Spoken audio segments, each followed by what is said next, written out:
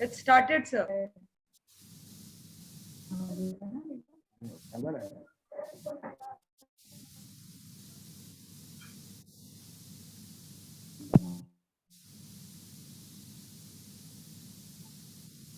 Now we are live on YouTube, but just a moment. I'll make you the host. Just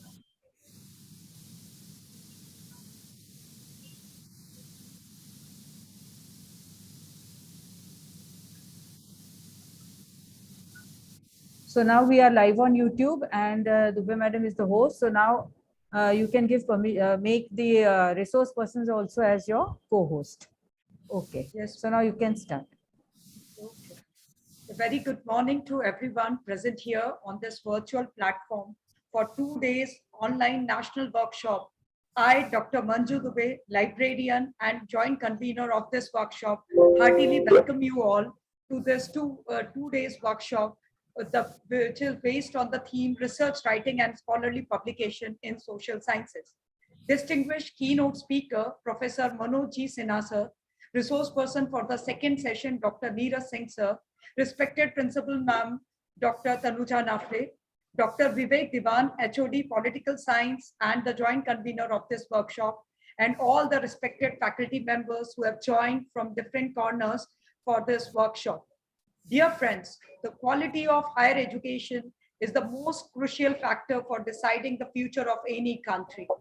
And it is therefore necessary for the constant review of the research status, both in terms of the quality and quantity and relevance. Even the visibility of research is an important parameter. We all are in the research world where the academic aphorism, publish or perish, is now the present status. With the objective of understanding the essence of research in social sciences, we have organized this 2-day workshop so that it is a step forward to contribute in our own way towards the research essence. Dear friends, the quality of research writings can immensely contribute to the knowledge by way of informed action, by way of proving a theory or contributing to the sustainable development.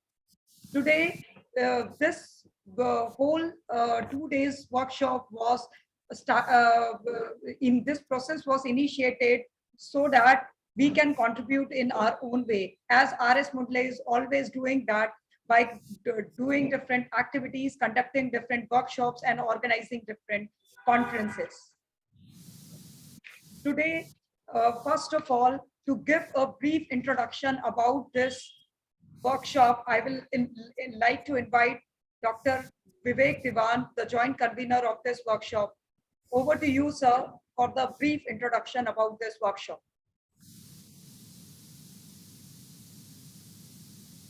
Diwan, sir, over to you. Thank you very much, madam. Before the introduction of this workshop, we will start the prayer. Rashtrakunta Maharaj, Nagpur, Nagpur. Yes, sir. So I would like to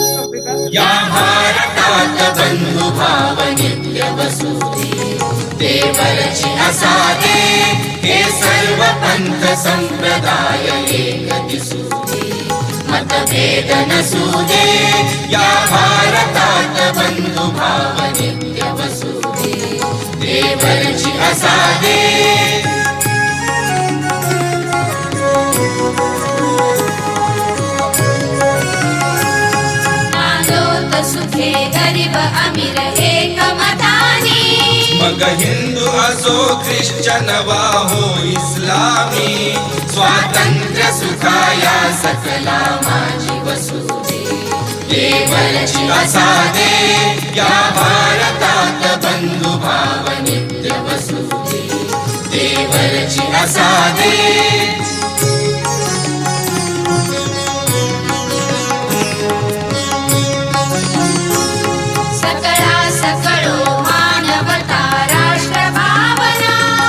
सर्वस्थळी मिळून समुदाय प्रार्थना उद्योगी तरुण वीर शीलवान असू दे देवरची असादे या भारतात बंधु भाव नित्य वसू दे देवरची असादे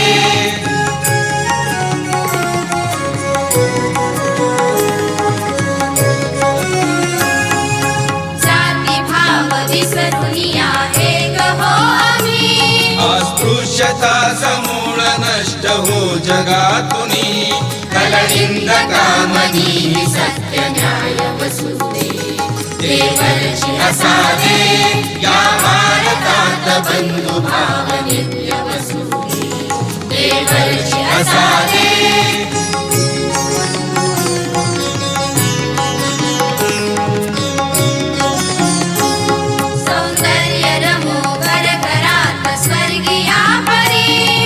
नष्ट होऊ दे विपत्ती भीती मोहरी तुकड्यास सदा या सेवे माझी वसुदे देवरची असादे या भारतात बंधु भाव नित्य वसुदे देवरची असादे हे सर्व पंथ संप्रदाय एक दिसुदे मतभेद नसुदे या भारतात बंधु भाव नित्य वसुदे देवरची असादे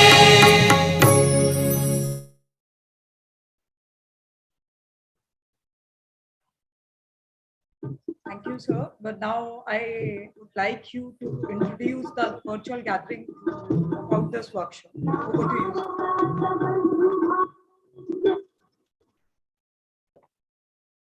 Devan, sir, over to you. नमस्कार दोस्तों, मेरा नाम है सुमित और आज मैं आपको दिखाऊंगा कि कोई भी इमेज अपना zoom virtual diagram. Just a minute, madam. Yes, sir.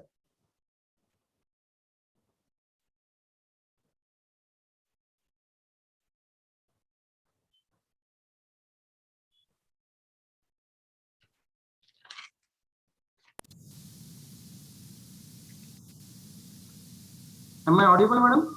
Yes, sir. Very much audible. You please proceed. It is a moment of extreme pleasure to welcome the guests who are present here to attend this 2 days workshop. On behalf of institution, I offer my regards to the esteemed speakers and the participants joining us. I convey my regards to the chief guest and keynote speaker, Principal Manoj Sinha sir, and our principal, Dr. Tanuja Napade madam. Dear friends, we know that no research without action and no action without research. And this implies to the field of social sciences. My dear friends, social science is not a rocket science. It is a science, the science of understanding people's needs and their unique relationship with art, literature, history, music, work, philosophy, community, technology, and psychology. Research is very important part of social sciences. Research helps to consider the basic necessity of the people and thereby provide sufficient allocation of a nation's resources. Research is seeing what everybody else has seen and thinking what nobody else has thought. A new search into society and its people help us to find the truth about various problems in our social setups and relationships. Social science can open up debate and give us a say in shaping our collective future. Social science is not just important for the future, but for what's happening now. Friends, we will definitely be getting some important ways and means to enhance our basic understanding about research in social sciences, as well as tips and tricks for effective research publication in this 2 days and scholarly publication in social sciences workshop. My best wishes to all the participants for very enriching 2 days. Thank you very much. Over to Dr. Manju Dubey, ma'am. Thank you, Divan sir, for a brief introduction. You have rightly said that in a higher educational institute, the research should be a part and parcel, and the research in social sciences should be a walk of life. When we now we this program could have not been successful without the backing and the cooperation of our dynamic, very talented, erudite principal of our college, Dr. Tanuja Nafte ma'am. She has been constantly pushing us to take various initiatives and organize so many programs for the welfare of all. So to give her best wishes as well as to address this virtual gathering, I invite Dr. Tanuja Nafte ma'am, principal of R.S. Mundle Dharampet Arts and Commerce College, for her message to this virtual gathering. Over to you, ma'am. Nafte ma'am. Namaskar, namaskar. Hearty and warm good morning to one and all. Learning is a lifelong process for anyone. But for an academician, it is the lifeline of his or her academic journey. With the objective and backdrop, the 2-day national workshop on research writing and scholarly publications in social sciences has been organized by two important segments of R.S. Mundle Dharampet Arts and Commerce College, Nagpur.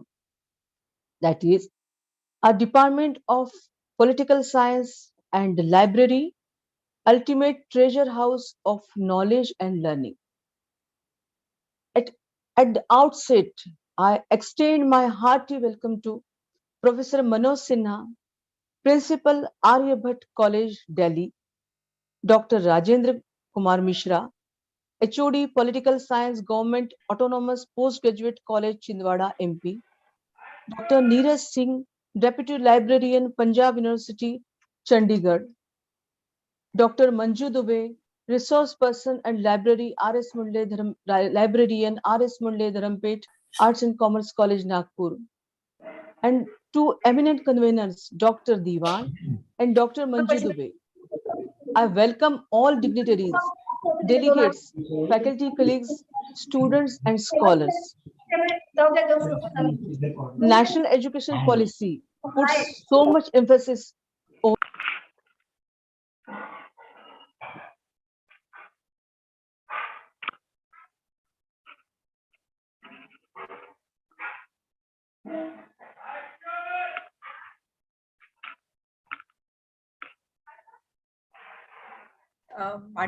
Madam, please unmute yourself. You got muted. Oh my God.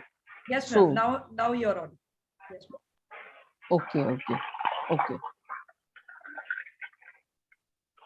Thank you, Manju. Good morning, one and all. Hearty and warm good morning to one and all. Learning is a lifelong process for anyone. And also, an academician's, it is the lifeline of the academic, his or her academic journey. With this objective and backdrop, the 2 days national workshop on research writing and scholarly publications in social sciences has been organized by two important segments of R.S. Mundle Dharampet Arts and Commerce College, Nagpur. That is, our Department of Political Science and the Library, ultimate treasure house for knowledge and learning. At the outset, I extend my hearty welcome to Professor Manoj Sinha, Principal of Aryabhatta College, Delhi, Dr. Rajendra Kumar Mishra, HOD Political Science, Government Autonomous Postgraduate College, Chinwada, MP, Dr. Neeraj Singh, Deputy Librarian, Punjab University, Chandigarh, Dr. Manju Dubey, Resource Person and Librarian, R.S. Munde, Dharampet Arts and Commerce College, and two eminent conveners, Dr. Diwan and Dr. Manju Dubey. I welcome all the dignitaries, delegates, and faculty colleagues, students, and scholars. National education policy puts so much emphasis over catalyzing quality academic research in all fields through a new National Research Foundation. National Education Policy 2020 puts stress over creating a robust ecosystem of research instead of giving importance to the rapid changes occurring in the world today. The workshop includes 4 sessions. Each consists of a relevant theme by the eminent resource person, focusing on the specific sections of research proposal and with practical applications. Particular focus will be on enabling the participants with knowledge creation and knowledge dissemination with the necessary tools and skills. This will enable theme to address the relevant challenges through research. The workshop will bring forth the key aspects of research in social sciences, main issues encountered during the field study in social sciences research, importance of field work and research tools, techniques with such a relevant deliberation. I'm sure that the main objective of National Education Policy 2020 will be automatically fulfilled. My all best wishes to the all participants and organizers for making it to this national workshop, and I wish them all a great success. Thank you so much. Jai Hind, Jai Bharat. Over to you, Manju Dubey. Thank you, ma'am, for your inspiring words and your best wishes. Now it's time to introduce the very erudite speaker, keynote speaker for today's first day of this national workshop on research in social sciences. It is no other than Professor Manoj Sinha, sir. He is currently principal of Aryabhatta College, University of Delhi. He has been actively involved in administrative and academic activities throughout his career. Under his leadership, various academic collaborations and add-on courses with many reputed organizations and institutions were initiated. He was deputed as UGC observer at various states for the set examination of the respective states. He has also been actively working at various places at the administrative capacity, like the BCV nominee in various committees. He has successfully coordinated various international and national seminar, conferences, and workshops. To his credit, he has number of publications in reputed national, international journals and conferences. He has authored more than 10 books and edited books. He has been principal investigator in Mahatma Gandhi National Council of Rural Education for a research project under Government of India. He was also the co-investigator in the ICSSR project. Under his able guidance, many students have got PhD. He has also, to his credit, more than 50 plus speeches as keynote speaker on varied topics like the political science, national education policy, innovative teaching, methodology, and many. It's really a privilege to welcome you, sir, on this virtual platform for this 2 days national workshop on research in social sciences. We welcome you all on behalf of R.S. Mundle Dharampet Arts and Commerce College, as well as from all the participants who have joined in for this workshop. It's now time to listen to this erudite speaker. So over to you, Professor Manoj Sinha, sir. Sir, please. Thank you. Thank you, Manjuji. It's my privilege to be with all the staff and students of Dharampet College this morning. First of all, my big thank you to Principal Dr. Tanuja and Dr. Manju Dubey, Dr. Diwan, who have invited me. And I do accept with humbleness the presence of Dr. Mishra, Dr. Neeraj Singh, who are all with us this morning for this inaugural session. मैं आज research methodology इन social sciences पे बोलने वाला हूं और एक सुविधा के लिए, क्योंकि ऑनलाइन हमारी जीवन का एक ऑनलाइन लेक्चर्स जो है वो पार्ट बन गए हैं, लेकिन फिर भी असुविधा होती है सुनने में भी, उसको याद रखने में भी। आप लोग रिकॉर्ड करना चाहें तो रिकॉर्ड कर लेंगे, लेकिन जैसे मैं बोलूंगा उसके हिसाब से एक गाइडेंस का पीपीटी हमने बनाया है, वो भी साथ साथ आता रहेगा ताकि उसके साथ आपको कनेक्ट करने में असुविधा ना हो।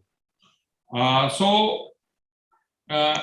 you know, my perspective on research in social sciences would be mostly from the standpoint of a social scientist. I'm a political science teacher specializing in public administration. So my perspective is that. But for your convenience and for the holistic nature of the paper, I have also included those areas like research tools, etc., which are a lot technological and may be elaborated by other experts in the area. But here I have at least mentioned them for your benefit.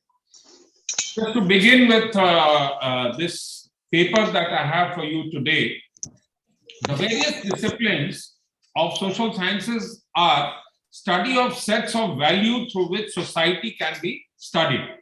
Therefore, research in social science presents an opportunity to a scholar to inquire into social issues and problems that could add new knowledge to existing information. While the study may be of societies and social structures, the prerequisite for every researcher is to keep the inquiry and approach scientific, systematic, that can be validated through evidences. Social science research is a strategic process that challenges existing knowledge about the subject and the study and provides new findings that supersede prior knowledge on social reality. Since the societies are subject to evolution and change, there is always a possibility and a scope to study the process of change for a scholar. Social science researchers are crucial for policy decisions in any country at any given time. This is something that all social scientists must keep in mind. Therefore, disciplines covered in social sciences are varied, and so are the approaches to study the disciplines. There may not be an absolute right and wrong in the social science research, because what is true for one kind of culture or society may not be true for another. And yet there is a category of good research and bad research, both. Sorry So, to interrupt according you, to excuse me, sir. Sorry to interrupt you. Can you make it in the presentation mode? Your presentation is still in the slide mode. Can you make it to the presentation mode? You can press F5. all right, so It's not in the I'll presentation. get technical support for it now. Just a minute. Yeah, okay, sir. Okay, please. Thank you. Yeah. Okay, thank you for the correction. Now, according to G. Fireball, there are 7 principles of good social science research. 1, to not be blinded by preconceived ideas and fail to find contrary evidence or hide it when found. 2, look for differences that make a difference. 3, build in reality check. 4. To check if identical analysis could yield similar results for different people. 5. Always compare likes with likes. 6. Study when change or dissimilar result presents itself. And 7. Methods of research is not the end, it's only means to an end. These are the 7 points that he puts before us. A research in social science uncovers both the latent and manifest aspects of social reality through systematic process of social inquiry. Any inquiry into social science is a very intricate process of learning and unlearning. All researches under social sciences can be broadly divided into 2 categories, qualitative and quantitative. I'll elaborate later.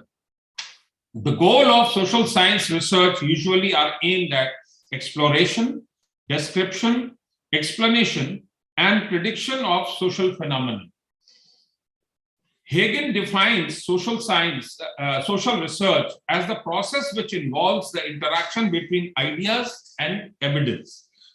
And understanding of the methods of research in social sciences can help one understand collective behavior. This is within quotes. A social scientist, through qualitative and quantitative methods of research, manages to distinguish between personal troubles and social issues. Social research has had a gradual evolution through time, and some scholars, especially historians, the development of modern world paved the way for scholars to begin researching on aspects of human society and documenting them in different forms. The stream of social sciences have had to prove their validity as field of study in the modern era due to human fixation on everything scientific, leading to specific methods of inquiry that were now considered acceptable. Max Weber authored The Methodology of the Social Sciences. Many of you would have already read it. His book was dedicated towards the development of rich concepts to perform a casual analysis of historical phenomena. He believed that historically given causes through study of precise empirical data, which have been selected from specific points of view, is an acceptable method of research. On the other hand, Durkheim in his work, The Division of Labor in Society, explained that modern society is not held together by similarities between people. Instead, division labor pulls people together by forcing them to be dependent on each other. But these scholars were only the beginning into the debate and contribution in the field of methods of research in social sciences. The literature became increasingly important on methodology because there were direct established relationships between social sciences research and social development of policies and products also. American sociologist James S. Coleman elaborates that modern societies are always amid transformation of their very basis of organization. Coleman in his work used qualitative and quantitative method to explain the role of corporate actors in American society. His work used a sample size of 650,000 respondents and was eventually known as the Coleman Report. His work became a methodological example for students eager to use quantitative data for qualitative analysis. Such researches as Coleman's became an example of social science research that can be instrumental in development of social programs. Some generic uses of researchers is social programs, public policies for welfare, political participation, upholding of human rights, reduce inequality, and ensure social justice, etc., etc. There are others also that you could point out. It's important to understand the approaches used in researches, both quantity and quality. First, I will pick up the quantitative approaches. As the quantitative school of social research developed, it devised and refined its way of data collection and analysis. The quantitative approach remains advantageous because Large social surveys are being derived through this approach. Some forms of social research emanating from this approach are social surveys, longitudinal studies, and cohort studies. Social survey over a period of time has evolved to mean a survey used to collect data on demographic characteristics and attitudes of residents of the area. It is this data collected from a large group of people on a given social issue can guide the development of national policies. Survey remains as the vital in government method of data collection for development of national policies. Surveys are done to understand and explain social situations. Surveys are simply structured quantitative, that is numerical, data sets in the form of a variable by case grid. Each grid consists of rows representing cases, columns representing variables, and cells that contain information. Longitudinal, that is studies survey, involve the gathering of data on a particular group of people or person over a period of time. Information is gathered at the outset of the study and subsequent developments are traced in an attempt to isolate these social factors that affect persons' life chances or to monitor change in their behavior. Longitudinal surveys are done maybe from 3 to 7 years as the issue under study may warrant, depending on what is the project that you have taken up. Longitudinal studies are quite popular in developed countries compared to developing countries because of the ease of following up on respondents over a long period of time. Longitudinal studies on health. The use of longitudinal studies emanated from the quantitative tradition as a form of reporting social reality over a period of time by observing the changes and influencing determinants on the social issue being studied. Cohort studies, prospective or retrospective both, also have grown to become a prominent form of quantitative social research. Several cohort studies on different issues that affect people have been conducted.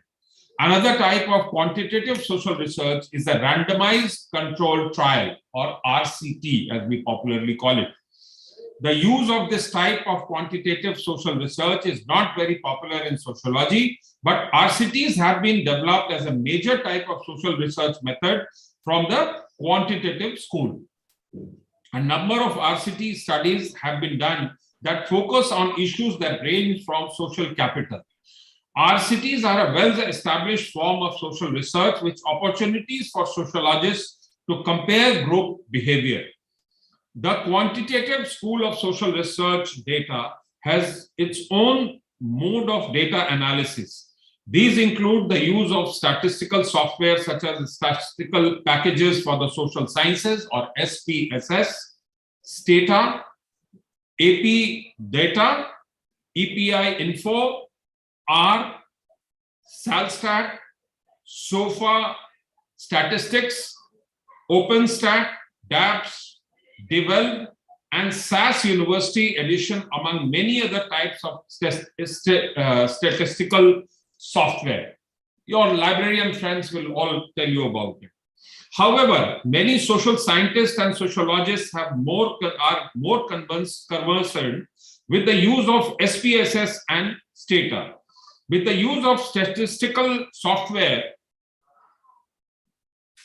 univariate, bivariate, and multivariate forms of analysis can be done easily. Statistical software such as SPSS, among others, can be used for a chi-square analysis, which explains the relationship between variables. But when the social researcher is concerned with comparing the mean scores of more than two groups of people, he or she would use analysis of variance. A multiple regression can also be used to address a variety of research questions posed by the social researcher of the quantitative school. While a logistic regression allows you, the quantitative social researcher, to test models to predict categorical outcomes with 2 or more categories. Your predictor, which is independent, variables can be either categorical or continuous, or a mix of both in the one model. Now I'm coming to the qualitative approaches. Qualitative or social research provides some of the most insightful data available on social relationships. That is, data that covers different aspects of social relationships that people engage in within the family, at work, at school, and in everyday spheres of social life. Qualitative social research as a school of thought and research endeavor has continued to develop. This has also led to the development of its own methods, instruments, and mode of data analysis. Among these are in-depth interviews, which are discussions, usually one-on-one between an interviewer and an individual, which all of us use from time to time, meant to gather information on a specific set of topics. Key informant interviews are interviews with people who have first-hand knowledge or information about a community or a social group. Generally, they are either participants or the primary responders to any issue that is there. Key informant interviews can be conducted with a wide range of people, such as community leaders, residents, or professionals about what is going on within a community or social group. Ethnographic research studies is the observation of groups of people or a culture in the field, or in other words, in a natural setting. Beyond ethnography, another type of qualitative data collection procedure is observation. Observations are of two types, namely participant observation, which is obtrusive. I mean, we go and be part of an event or any process that is taking place, and non-participant observation, that is unobtrusive. That means you don't interfere into the processes over there, don't take part in it. Participant observation is a method of qualitative social research in which the observer or researcher joins the group being studied and participates in their activities during the period of the study. The qualitative school of social research has equally devised its own forms of data analysis, which include the use of the grounded theory approach. This is done in phases from an open coding phase through to the axial coding phase, then unto a selective coding phase. The grounded theory approach, when applied in the analysis of qualitative data, helps in providing useful data in original and rich research findings and theory because of its close ties to the data and the rigor in the method. Data analysis in qualitative social research is with content analysis, which we normally call CA, which is a method of analyzing written, verbal, or visual communication messages. Content analysis is also referred to as qualitative content analysis, QCA, or thematic content analysis, TCA. Although the TCA or QCA is similar to the grounded theory approach, this form of analysis is not aimed at generating a theory unlike the former. Presently, qualitative social research data can be analyzed using computer application software in the form of NVivo or Atlas. Both software used for analyzing qualitative data are very popular and have been used to produce outstanding data which have informed public policy. Now, this is an area where others can elaborate. This is all, technical. As the qualitative school of social research continues to advance into the 21st century, in order to remain relevant, it must begin collaboration with computer scientists and inventors. This collaboration will enable qualitative social researchers working with inventors to devise new tools for voice recording, imaging devices that can be used and automatically transferred into Windows or a Mac enabled computer without using the non-verbal cues recorded in the field. In addition, new ways of improving upon the existing forms of data collection and analysis are required because of the complexities of social reality. For many researchers who prefer this school of social research, their ability to remain open to change and forge new techniques to strengthen the existing forms of qualitative social research is crucial for the sustenance of the school of social research, philosophy, and methodological tradition. So this is my submission as far as the qualitative and quantitative methodology is concerned. And not to worry too much, all the social scientists, we keep using these things, but theoretically, we may or may not be familiar with everything that I have named here. But each one uses according to their own requirements also and own ability to use technology also, at various times. I'll come to the concluding part of whatever I had to present today to you, and that is the contributions of both the quantitative and qualitative schools of social research will guide the practice and promotion of social research in the coming years of the 21st century. As Principal Ma'am mentioned, that with the national education policy, there will be much larger usage of all these methodologies, even in the undergraduate rendition of our respective courses, because of the addition of 1 year of research for the undergraduate students also in the various colleges of the country. As societies continue to change and experience different forms of transformations, social researchers from both schools will need to continue to conduct research activities that will sustain human society. Therefore, both the quantitative and qualitative schools will need to develop innovative, creative, and timely solutions to address existing challenges and social problems as they arise. Such social problems, when addressed, must yield a positive impact for the continued sustainability of society. More so, solutions that are globally relevant must be derived when both schools of social research actively engage in all forms of social research practice.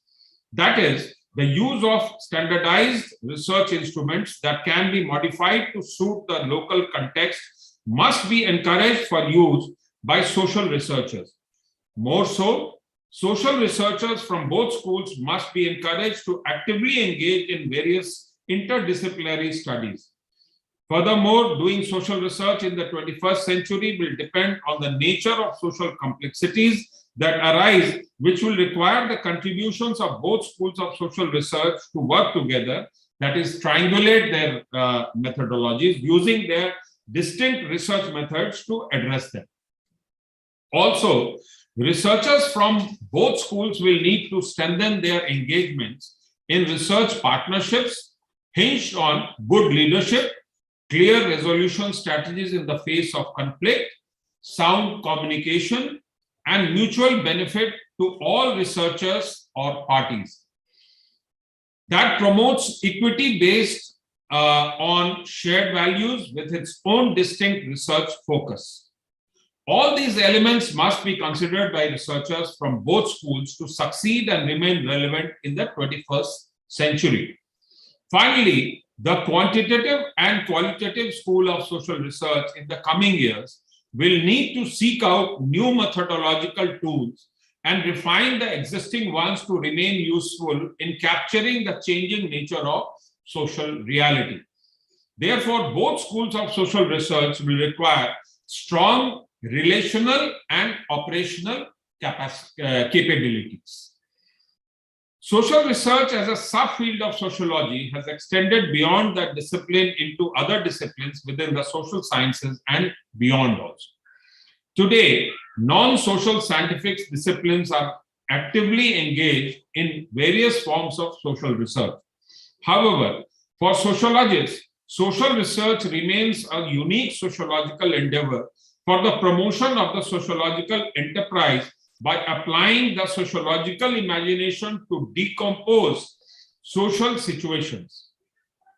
With the use of social research, sociologists continue to contribute to scientific knowledge on social life, proffer solutions to existing global social problems, and expand the frontiers of sociological explanations. Social research, therefore, is constantly evolving with the global world system, from the phase of conception all through the phase of execution unto completion in any given social research process. A good knowledge of social research is a prerequisite for building and sustaining a successful career as a researcher and a global scholar. कोई science में नहीं आता, ये अलग ही अपना है.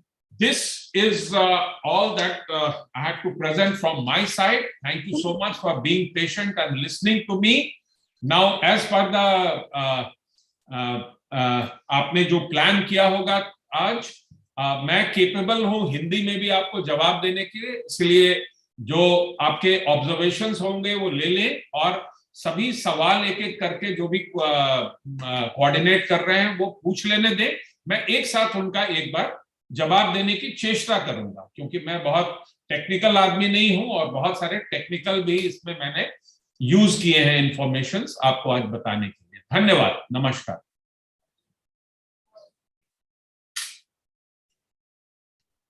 Thank you so much, sir. It was really very crisp but power-packed deliberation on the various research methods in social sciences. Sir has talked about the qualitative and quantitative approaches, various research methods, the core elements of social research. Sir has also talked about how innovative, creative, and timely solutions can be offered to the various challenges faced by the society through the various research which we do in the field of social sciences. Sir has also discussed about the element which should be considered when we are doing research in the social sciences area. Now, it's my request to all the participants to take advantage of the presence of a very excellent resource person and ask their questions. Meenakshi ma'am, can you please mute yourself? Thank you. So it's a request to all the participants to take advantage of the presence of the very erudite resource person in front of us, and you can raise your questions, ask your doubts regarding the research in social sciences. Over to the participant. They can unmute themselves and they can ask the question. Or even they can type in the chat box.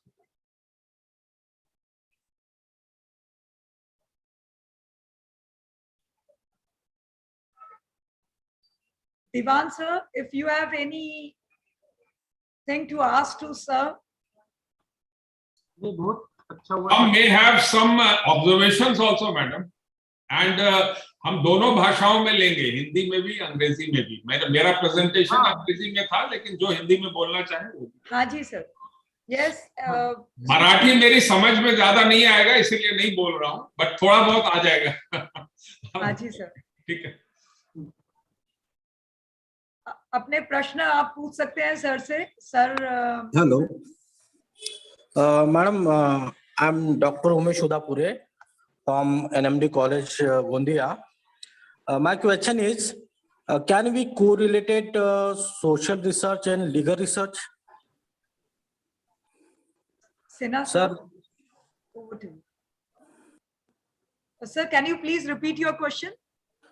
My question is, can we correlate social research and legal research, as most of time we use the empirical method in social research and doctrinal method in legal research?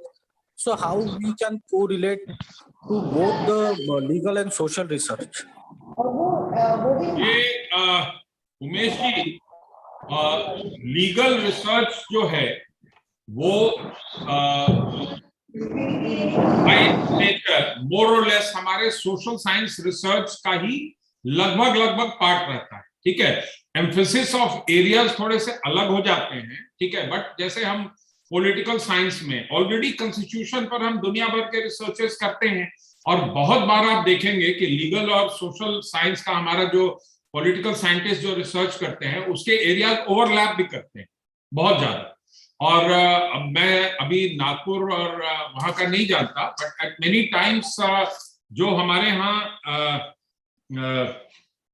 Political science के हमारे छात्र हैं, they are going in as assistants to parliamentarians here in Delhi. जैसे हमारे लोकसभा में और राज्यसभा में चुनकर जो लोग प्रतिनिधि आते हैं उनके साथ जुड़ते हैं जाकर के, और वहां पर जिस तरह के रिसर्चर्स की जरूरत पड़ती है, आप तो जानते हैं कि लीगल या जो हमारे कानून बनते हैं उसका स्रोत जो होता है वो हमारा पार्लियामेंट ही होता है, या आपके केस में आपका legislative body in the states होता है, ठीक है।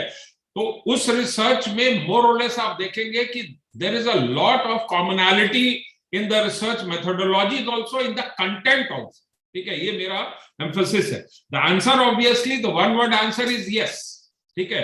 लेकिन वैसे समझने के लिए कह रहा हूं कि जितने भी पॉलिसी डिसीजंस हैं, पॉलिसी डिसीजंस जनरली आप देखेंगे कि वो सेमी लीगल एरिया में आ जाते हैं वहां पर। उन सब में हमारे सोशल साइंस रिसर्च के लगभग पैरेलल मेथोडोलॉजीज की आवश्यकता वहां पर होती है। बट एक दो जैसे परिवर्तन भी है। आपका आर्गुमेंट ये हो सकता है कि लीगल एरिया थोड़ा सा अलग होता है, जैसे लीगल जो भी चेंजेस आते हैं वो कई बार हमारे रिसर्च के कारण नहीं आते हैं। सोशल साइंसेज में हम लोग फैक्ट्स सामने लाते हैं, फिर उसमें डिबेट्स होते हैं, बदलाव होते हैं।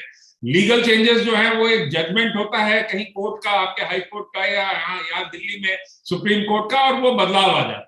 या पार्लियामेंट कोई विषय को लेती है और पार्लियामेंट ने उसमें बदलाव कर दिया अमेंडमेंट करके, कॉन्स्टिट्यूशन में अमेंडमेंट करके।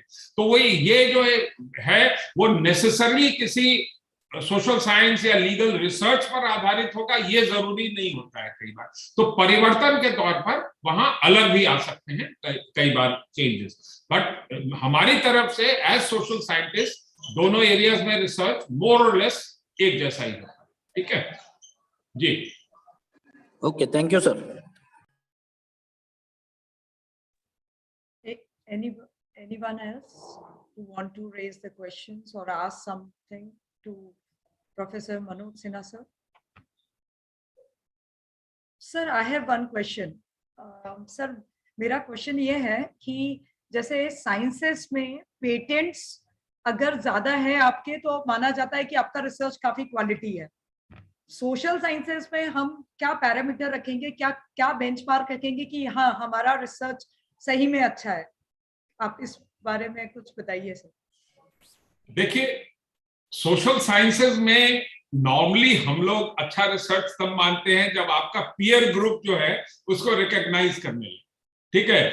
आपने जो डेटा कलेक्ट किया, एविडेंसेस कलेक्ट किए उसको सपोर्ट करने के लिए, वो अगर दूसरे लोग रेफर करने लगे और उसको यूज करने लगे तो ये आपकी उपलब्धि होती है, you know, that is your achievement over there.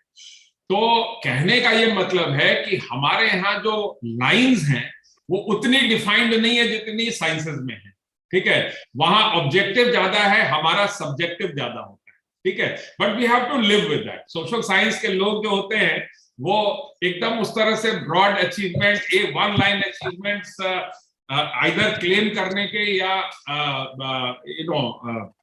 उसको सेलिब्रेट करने के मूड में हम लोग नहीं होते हैं। हमारे रिसर्चर्स कई बार जो होते हैं वो ओवर टाइम रिकॉग्नाइज होते हैं, ठीक है। और जैसे जैसे आप सोशल साइंस से आर्ट फॉर्म में जाएंगे ना तो आप देखेंगे कि और ज्यादा लंबा हो जाता है, you no, the length of that recognition time keeps on increase. Gestation period जिसको कहते हैं, gestation period keeps on increasing, ठीक है।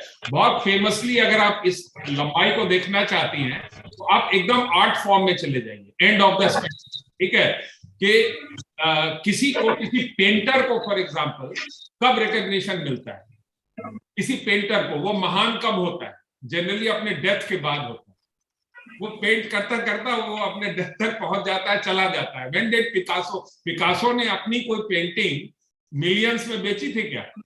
और आज भारत में 2-4 लोग ही पिकासो को खरीद सकते हैं। So it is like that, your work is recognised much more slowly. Your peer group regularly recognizes you much more than a sudden recognition like a scientific experimentation करके और कोई चीज आप डिस्कवर करते हैं, उससे ज्यादा टाइम हमें लगता है।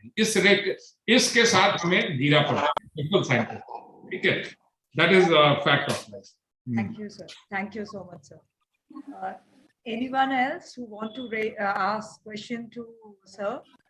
बट एक चीज मंजू जी आपसे कहूंगा, I hope I am using the right Hindi, कि इतना याद रखिए कि हमारा जो भी हम अपने रिसर्चर्स में डेटा कलेक्ट करते हैं, ठीक है, जो भी हम सोशल सर्वेज कर पाते हैं, ठीक है, और जो भी हम मान लीजिए कि कोई भी फिजिकल डेटा किसी तरह का इंटरेक्शन करके भी करते हैं, वो आप देखेंगे कि हमारे जो रिकॉग्नाइज्ड मैगजीन्स हैं, रिसर्च जर्नल्स हैं, उन सब जगह you will find that you do get recognized for any primary research that you may have done.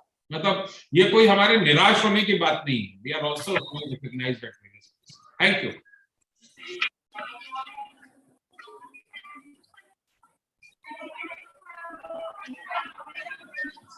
Hello. Anybody else who want to raise question? They can type in the chat box or they can unmute themselves and they can ask the question.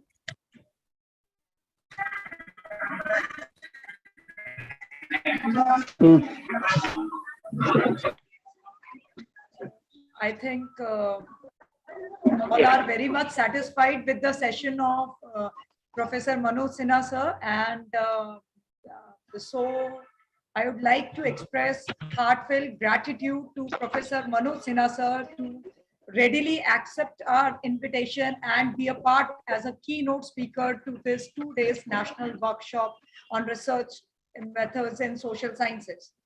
Now we are into the next session, and since resource person was expected to join by 12:30, but we have requested the next resource person for the second session of this workshop to join early. We are just waiting for them to join, and he will be joining shortly.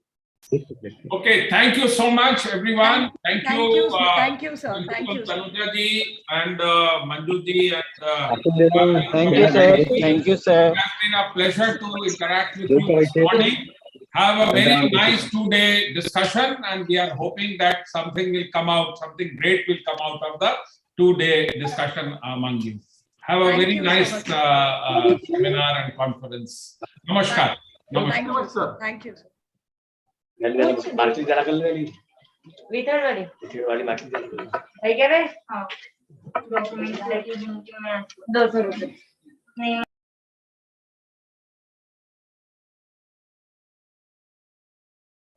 Dear friends, the next resource person, Dr. Neeraj Singh, is about to join in 5 minutes from now, because the session has ended little earlier and he was expected by 12:30, but we have requested him to join and he will be joining shortly. And all of you, please be there for this second session, because this second session is again on a very important topic of research metrics and visibility. So dear friends, just hold on, and the resource person is joining very shortly.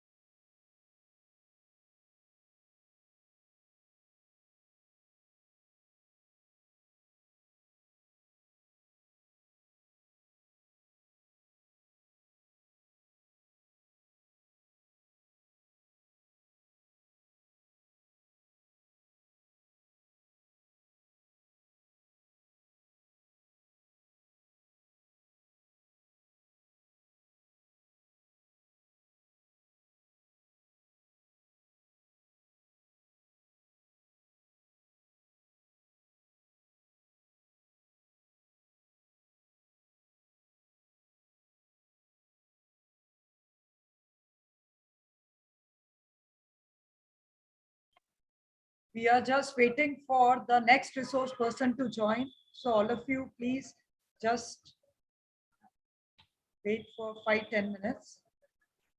Sir is joining shortly.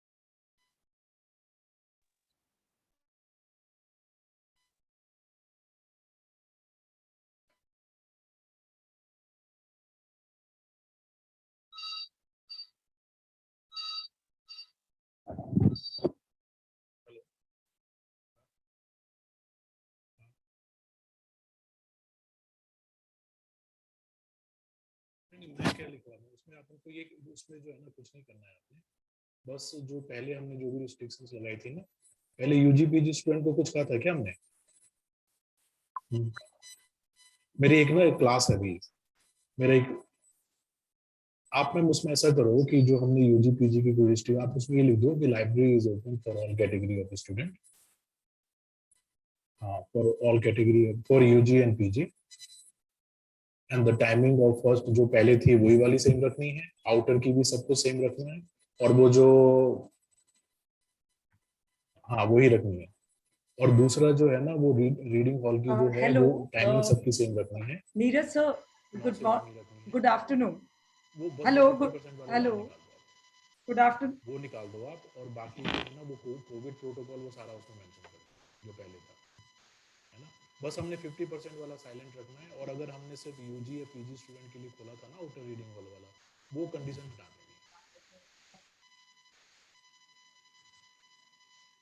50% वाली आप हर जगह से हटा दो, बस दो ही point है। और हाँ hello Hello, Neeraj sir, have you Yes. joined? yes ma'am. Yes, sir. Good morning, sir. Good morning, sir. Just a second, there is Yes, an sir. echo.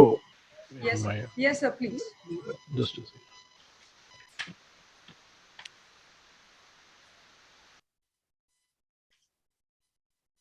Hello, Yes, sir.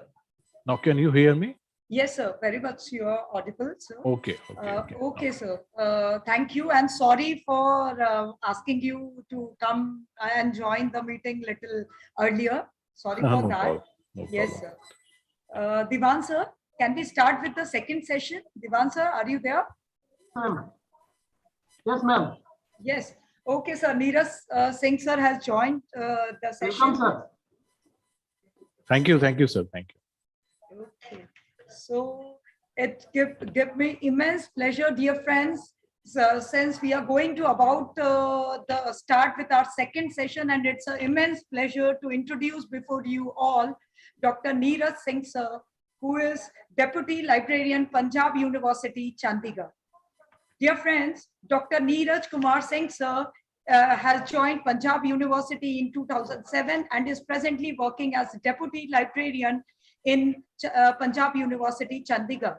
He has obtained MSc in Chemistry and Masters, and also he is Master in Library and Information Science. He did his PhD from Chandigarh University on the very unique topic of radio frequency identification technology application in libraries and information center of Northern India study. He has been awarded the prestigious Commonwealth Professional Fellowship in 2017 and in 2012 at University of East London, UK. He has completed successfully international course on ICT from University of East London, recognized by the British Computer Society, London. He has been invited in 2015 by University of California, Santa Cruz, USA to present paper in international conference on e-learning and innovative pedagogies during 2015. He has been awarded with the prestigious University Librarian of the Year award by MPLA, that is Madhya Pradesh Library Association. He has designed and developed the chemistry portal, for which he was decorated with the prestigious Best Service Award in 2009 by Vice Chancellor Punjab University. Sir has so many awards to its credit. One of them is he was honored by the Honorable Vice Chancellor Professor of Punjab University on the Teachers' Day celebration in 2013. He has prepared one module on reference management software in the online MOOC course in pedagogical innovation and research methodology, prepared by Guru Jambeshwar University of Science and Technology, Hisar, which is presently available with the SWAM portal of MHRD. He has also prepared various different modules on SWAM portal. He has more than 40 research papers in international and national peer review journals and conferences. He has been member of the editorial board to the prestigious peer-reviewed journal like the Integrative Medicine Case Report, Library Web's International Journal of Information Studies. He is a reviewer also to many reputed international journals. Dr. Singh is University Coordinator of Urkund Anti-Plagiarism Software. He is also attached with the teaching to the library science courses in the different capacity. Due to his expertise and knowledge, he has acted as resource person in various national FDP workshops, conferences, training programs at various institutes of repute. On behalf of R.S. Mundle Dharampet Arts and Commerce College, as well as from all the participants who have joined this national workshop, I welcome you, sir, to this virtual gathering and to this national workshop on research in social sciences. Over to you, sir, for your deliberation on the very important topic of research, metrics, and visibility. Over to you, sir. Thank you, ma'am. Thank you. Hope I am audible to all of you. Yes, sir, you are very much audible. Sir, just a request to you. Can you make your session a little bit mix of both Hindi and English? Okay, no issue. Thank you, sir. Thank you. Thank you, Manju ma'am, and very good morning to all of you. And before I will start my lecture today, would like to thank Dr. Tanuja ma'am, principal of the college, and Dr. Manju ma'am for inviting me and giving me this opportunity to deliver my talk in this national workshop. So today I am going to deliver a talk on research visibility and metrics. और ये जो topic है ये इसलिए important है because you know the research publications, they are considered as one of the very important parameter for evaluation of any institution. So we can say that reputation and ranking of any university is reflected through its scholarly publication. That is why faculty member from colleges and the university, they always try to publish their research paper in the reputed journal. So once you publish your research paper in any prestigious journal, so generally लोगों की धारणा क्या है कि अगर हम अपना paper Scopus index journals में पब्लिश कर लेंगे या SCI इंडेक्स जर्नल में पब्लिश कर लेंगे, तो जैसे ही हम उसको पब्लिश करेंगे, we will start receiving the citation for our research paper. और बीइंग अ फैकल्टी मेंबर हमें ये पता है कि आज के टाइम पे नंबर ऑफ रिसर्च पेपर तो मैटर करते ही करते हैं, बट उसके साथ ये भी मैटर करता है कि आपके टोटल नंबर ऑफ साइटेशंस कितने हैं, आपका H इंडेक्स कितना है. तो जनरली एक जो धारणा रिसर्चर के मन में है या फैकल्टी मेंबर के मन में है कि हमारे लिए जो सबसे इम्पोर्टेंट थिंग क्या है कि हमने अच्छा रिसर्च पेपर पब्लिश करना है. और जब भी हम अच्छे रिसर्च पेपर की बात करते हैं तो उसकी जो क्वालिटी है वो 3 डेटाबेसेस से रिफ्लेक्ट होती है.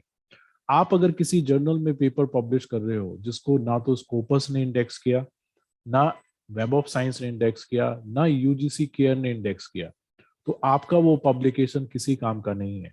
और ये मैं खुद अपने पर्सनल एक्सपीरियंस से नहीं कह रहा, ये जो यूजीसी की गाइडलाइंस हैं which is applicable to all the colleges and university wherever there is a faculty position, wherever one faculty member they apply for CS promotion.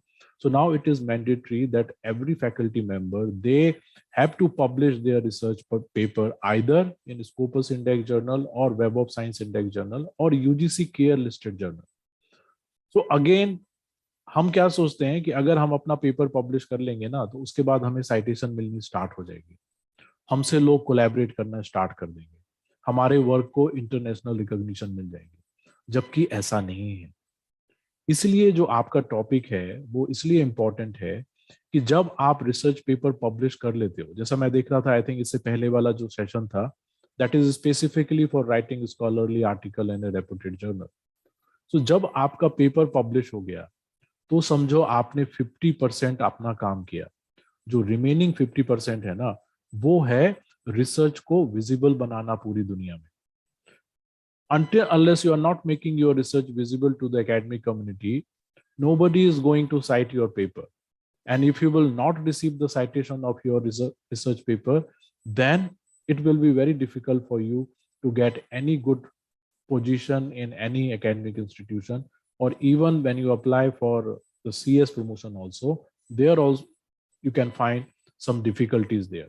So आज का जो lecture है वो यही है कि जो हमने अपना रिसर्च पब्लिश कर लिया उसको हम पूरी दुनिया के सामने कैसे विजिबल बनाएं, और ऐसे कौन कौन से मैट्रिक्स हैं जिसके बेसिस पे आपकी रिसर्च का इवैल्यूएशन होता है।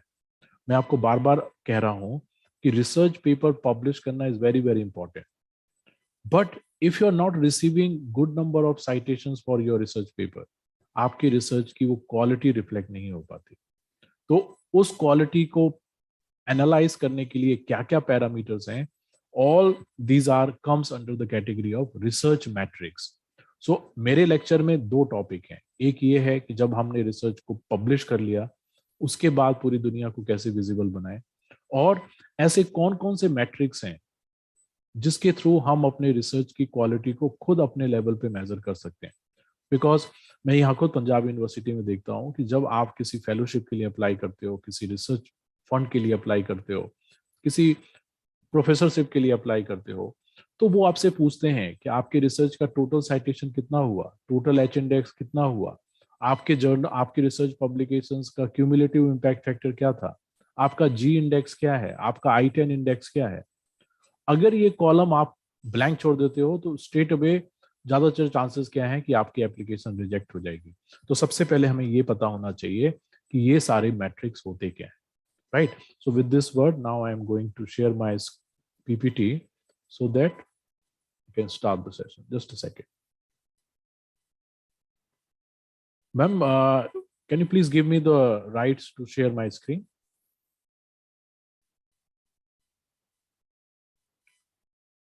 Manju ma'am? I have made you co-host, sir. Are you able to share, sir?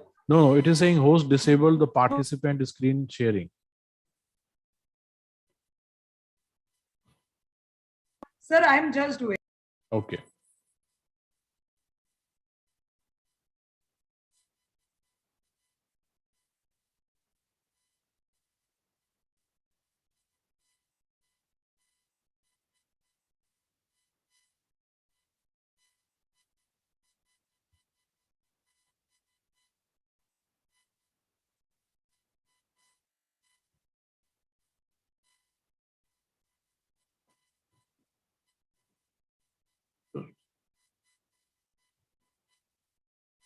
Just give me 1 minute. Okay. Sir, it's done now.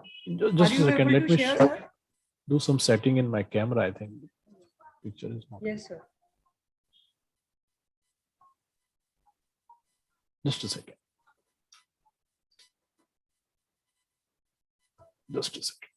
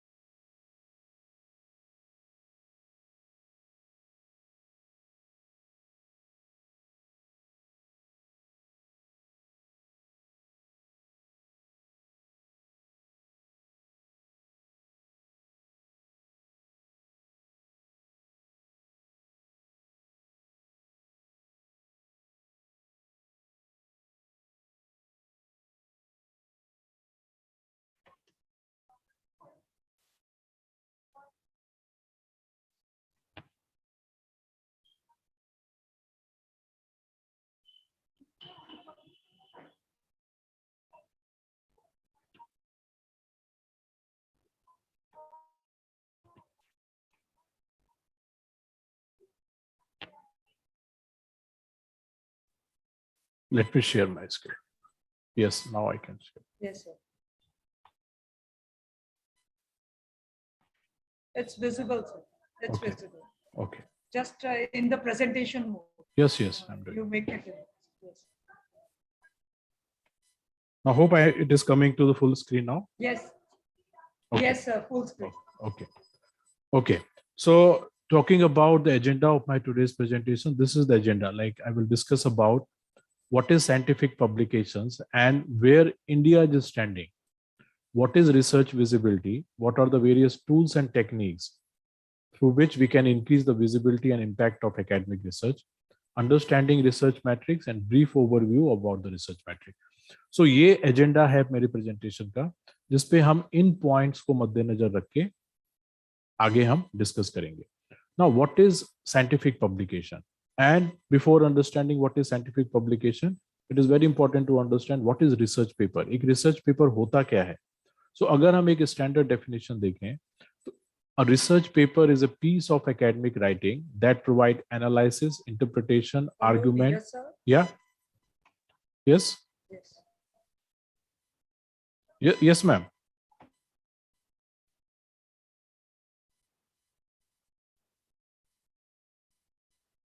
Sir, there is some interruption at your end. There is some interruption at your end. Like?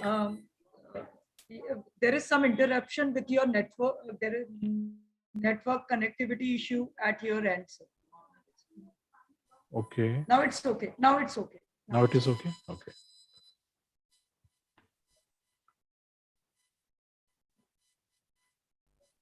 So this is the agenda. Now, hope now I'm audible and there's no issue with the internet connectivity. Yes, sir. Yes. Okay. So what is scientific publication? एक research paper क्या होता है? It's a piece of academic writing that provides analysis, interpretation and argument based on in-depth research. तो जब भी आप research करते हैं, तो जब आप अपनी research को present करते हैं या उसको write करते हैं, where the analysis, interpretation and argument based in-depth research होती है, उसी को हम research paper कहते हैं. And one more thing, why we need research journals? Why we need journals or academic journals? देखिए क्या होता है, आपने मान लीजिए कोई रिसर्च की और आपने उस पर रिसर्च पेपर भी लिख दिया, बट वो रिसर्च पेपर को पूरी दुनिया तक पहुंचाने के लिए यू नीड अ प्लेटफॉर्म. आपको एक प्लेटफॉर्म चाहिए जिसमें आप उन चीजों को पब्लिश कर सको and it will be visible to the academic community. तो जितने ये पब्लिशर्स हैं या इंस्टीट्यूशन है या प्रोफेशनल एसोसिएशंस हैं, they are publishing journals.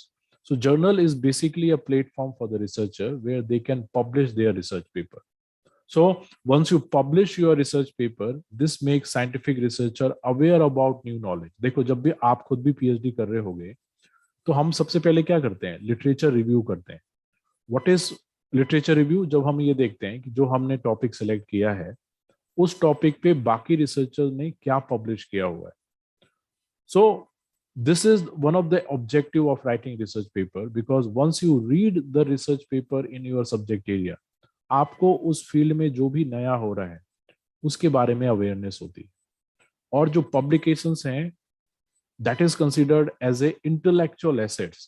अब जो रिसर्च पेपर हैं वो एक आपका इंटेलेक्चुअल एसेट्स हैं जिसके बेसिस पे आपको रिकॉग्निशन मिलती है, एक्नॉलेजमेंट मिलती है एज ए एक्सपर्ट. अब हम किसी व्यक्ति को उस फील्ड का एक्सपर्ट कब कहते हैं? जब वो उस सब्जेक्ट एरिया में क्वालिटी रिसर्च पेपर पब्लिश करना स्टार्ट कर देता है. और जैसे ही आप अच्छी इम्पैक्ट फैक्टर में, Scopus index, SCI index journal में पेपर स्टार्ट करना स्टार्ट कर देते हो, आपकी रिकॉग्निशन ऑटोमेटिकली एकेडमिक कम्युनिटी में ट्रेवल होना स्टार्ट हो जाती है कि he is a very good researcher in that particular area.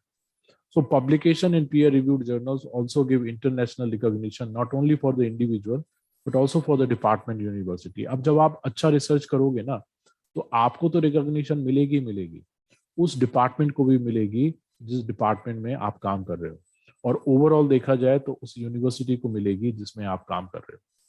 तो जो रिसर्च पेपर है, that is considered as a one of the important parameter जिसके थ्रू आपकी खुद की पहचान बनती है, आपके डिपार्टमेंट की पहचान बनती है और आपके कॉलेज या यूनिवर्सिटी की पहचान बनती है. और अगर हम जर्नल्स की हिस्ट्री के बारे में बात करें तो ऐसा नहीं है कि ये जर्नल्स कुछ साल पहले पब्लिश होना स्टार्ट हुए हों. ये दो जो जर्नल्स हैं, they are considered as a first journals which got published in the year 1665. आप देखो 1665 से ही ये एकेडमिक जर्नल का कॉन्सेप्ट स्टार्ट हो गया था. और जो पहला जर्नल था which was written in the French language and the name of this journal was des Scavans. ये फ्रेंच लैंग्वेज का पहला जर्नल है, और इंग्लिश लैंग्वेज का जो पहला जर्नल है उसका नाम था philosophical transaction of royal society. और ये कब पब्लिश हुए? 1665 में. तो जस्ट इमेजिन कि कितना पुराना कॉन्सेप्ट है. और अगर आप ये जानना चाहते हो कि आज पूरी दुनिया से कितने जर्नल पब्लिश हो रहे हैं डिफरेंट सब्जेक्ट एरिया में, तो उसके लिए एक सोर्स है जो जनरली लाइब्रेरी में मिलता है, and the name of this source is Ulrich International Periodical directory.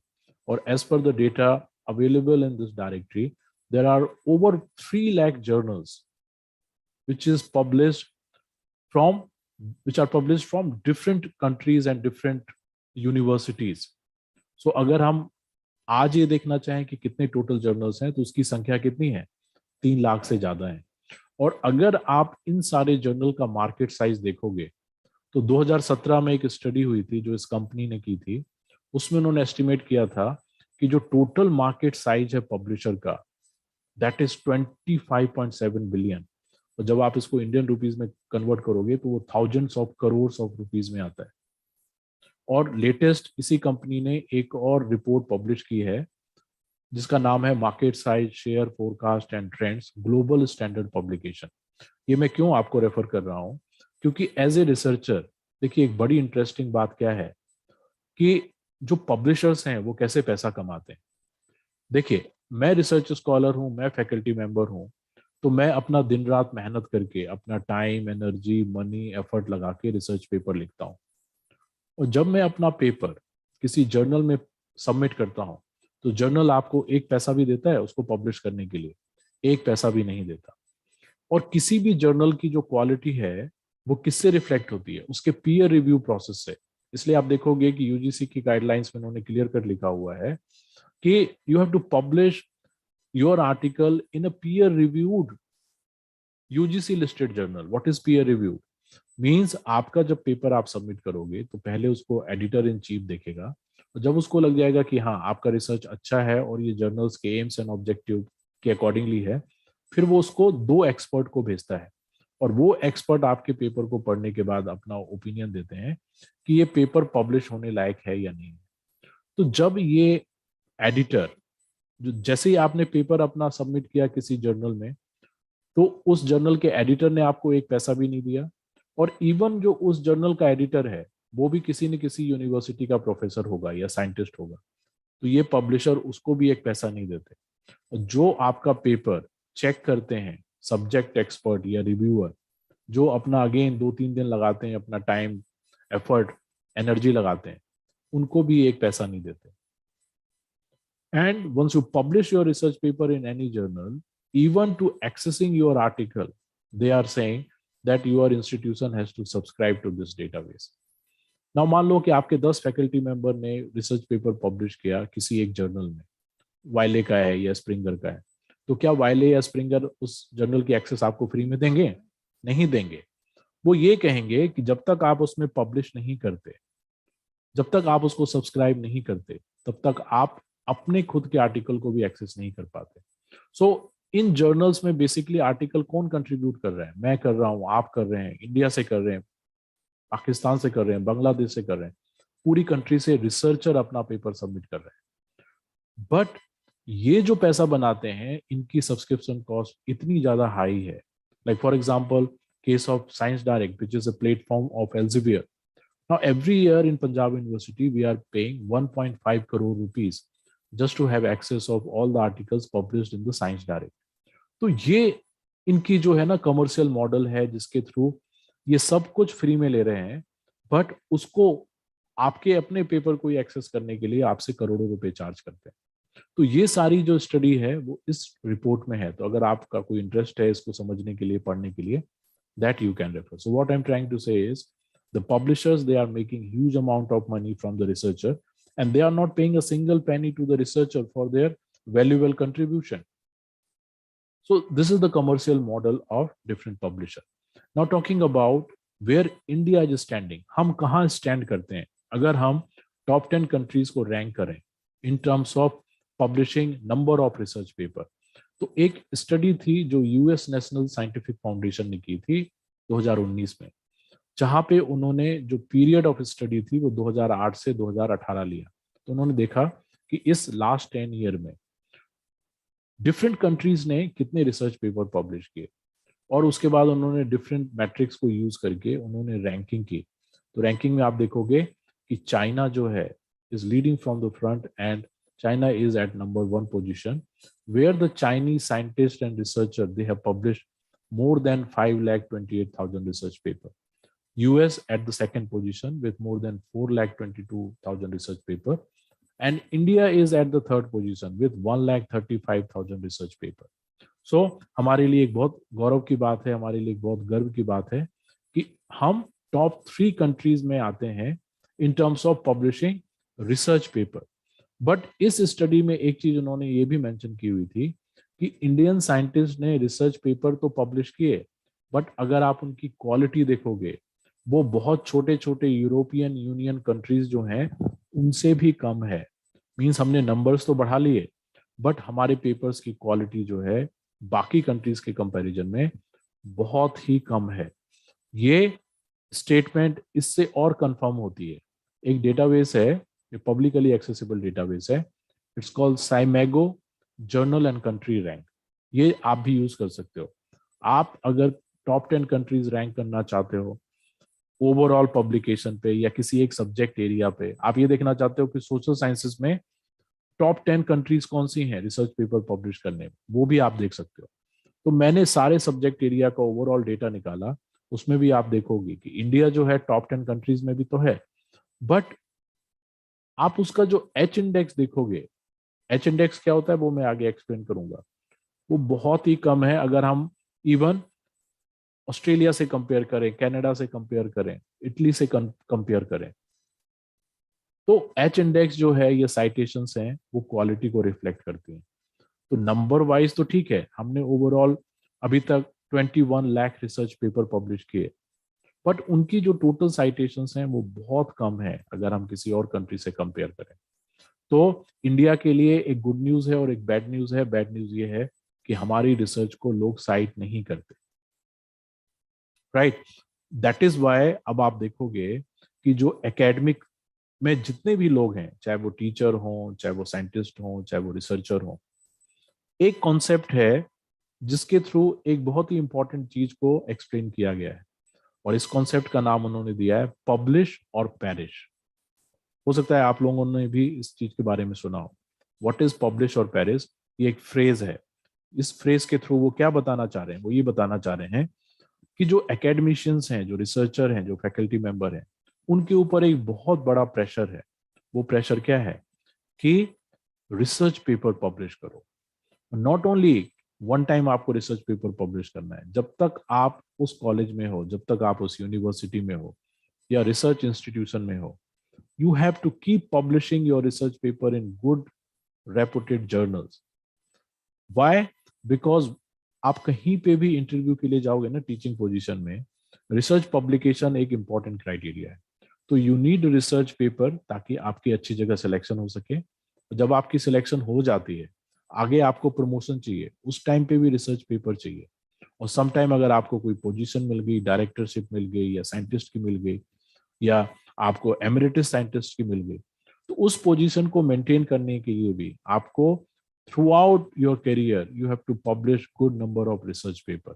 सो इससे क्या होता है, एक सॉर्ट ऑफ प्रेशर क्रिएट हो गया टीचर्स के ऊपर। पहले क्या था, टीचर्स क्लासेस लेते थे, उनका काम स्टूडेंट की करियर बिल्डिंग में ज्यादा होता था, तो वो एक अलग डायरेक्शन में चल रहे थे। पर जब से एपीआई आया, जब से यूजीसी 18 गाइडलाइंस आई, अब क्या है, सारे टीचर के ऊपर एक प्रेशर होता है कि अगर हमको 5 साल में प्रमोशन चाहिए तो हमें इतने number of research paper publish करने हैं, फिर उससे अगली प्रमोशन के लिए हमें इतने पेपर पब्लिश करने हैं।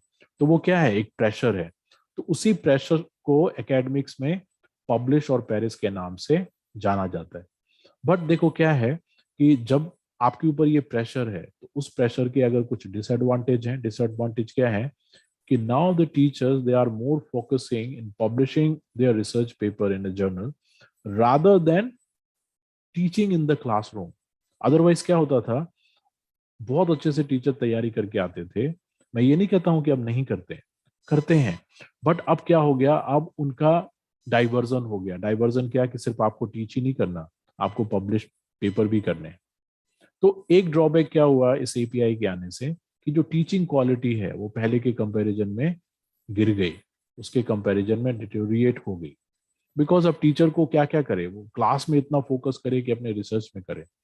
बट इस प्रेशर के कारण बहुत से बेनिफिट्स इंस्टीट्यूशन को मिलने लगे। वो क्या मिलने लगा, not only institution but individual faculty member also. जैसे मैंने कहा, आप कहीं पे भी जाओगे, अगर आप बताते हो कि मेरे ये हाई इम्पैक्ट फैक्टर जर्नल में रिसर्च पेपर पब्लिश है, मेरी इतनी साइटेशन है, एच इंडेक्स है, कोई आपको सिलेक्शन से रोक नहीं सकता। आपको प्रमोशन के लिए चाहना अप्लाई करना है, आपके पास रिसर्च पेपर है, आपकी प्रमोशन बड़ी इजीली हो जाएगी। इसके अलावा जब भी कोई इंस्टीट्यूशन किसी भी फंड के लिए अप्लाई करता है तो वो ये देखते हैं कि उस इंस्टीट्यूशन की रिसर्च कंट्रीब्यूशन कितनी अच्छी है।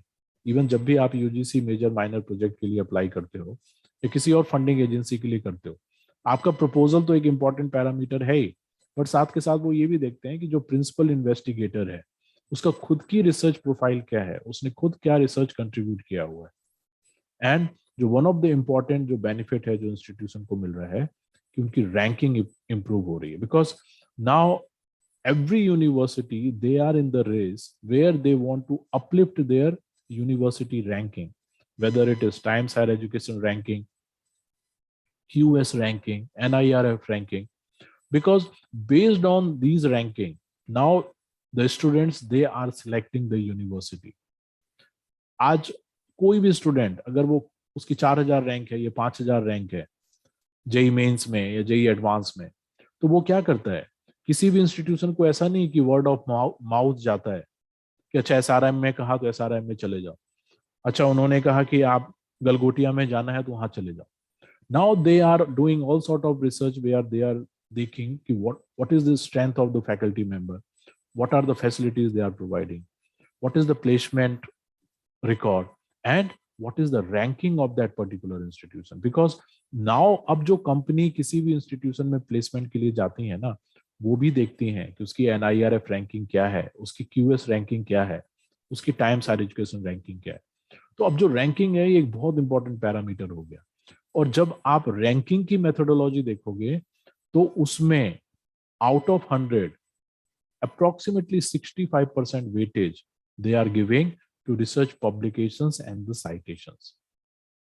So because of this API and because of this all sort of guidelines, now as faculty member, now they are started publishing their research paper in good academic journals.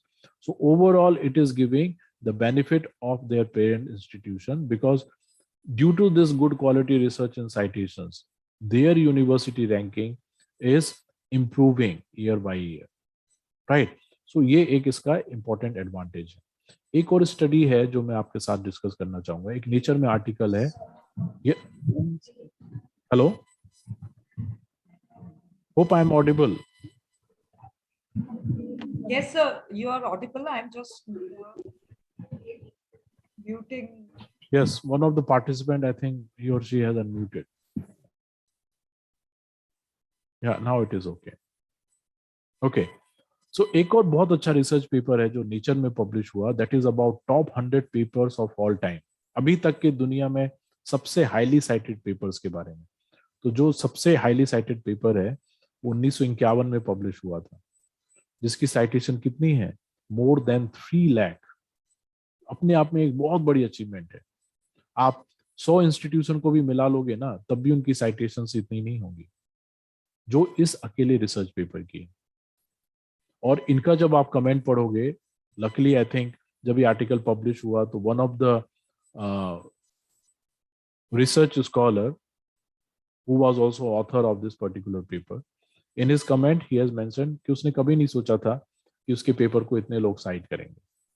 तो इसी study में ये कुछ important points निकल के आए, जिसमें उन्होंने ये कहा कि high impact factor journal accept less than 10% of the articles submitted to them. What does it mean? It means कि 90% of article जो आप अच्छे impact factor journal में submit करते हो वो reject हो जाते हैं.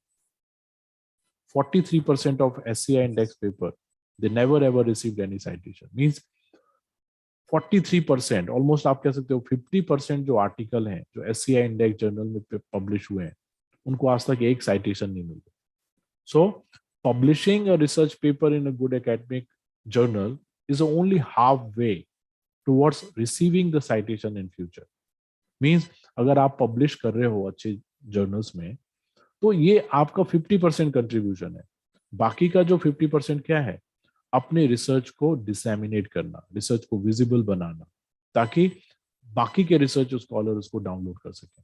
And by making your research visible, you enhance the chances of downloading of your research paper. इसको हम दूसरे शब्द में समझते हैं कि मान लो मैंने अपना रिसर्च पेपर किसी सेज के जर्नल में पब्लिश कर दिया,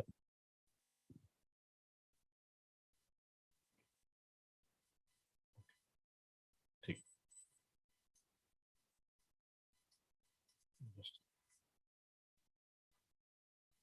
जस्ट अ सेकेंड।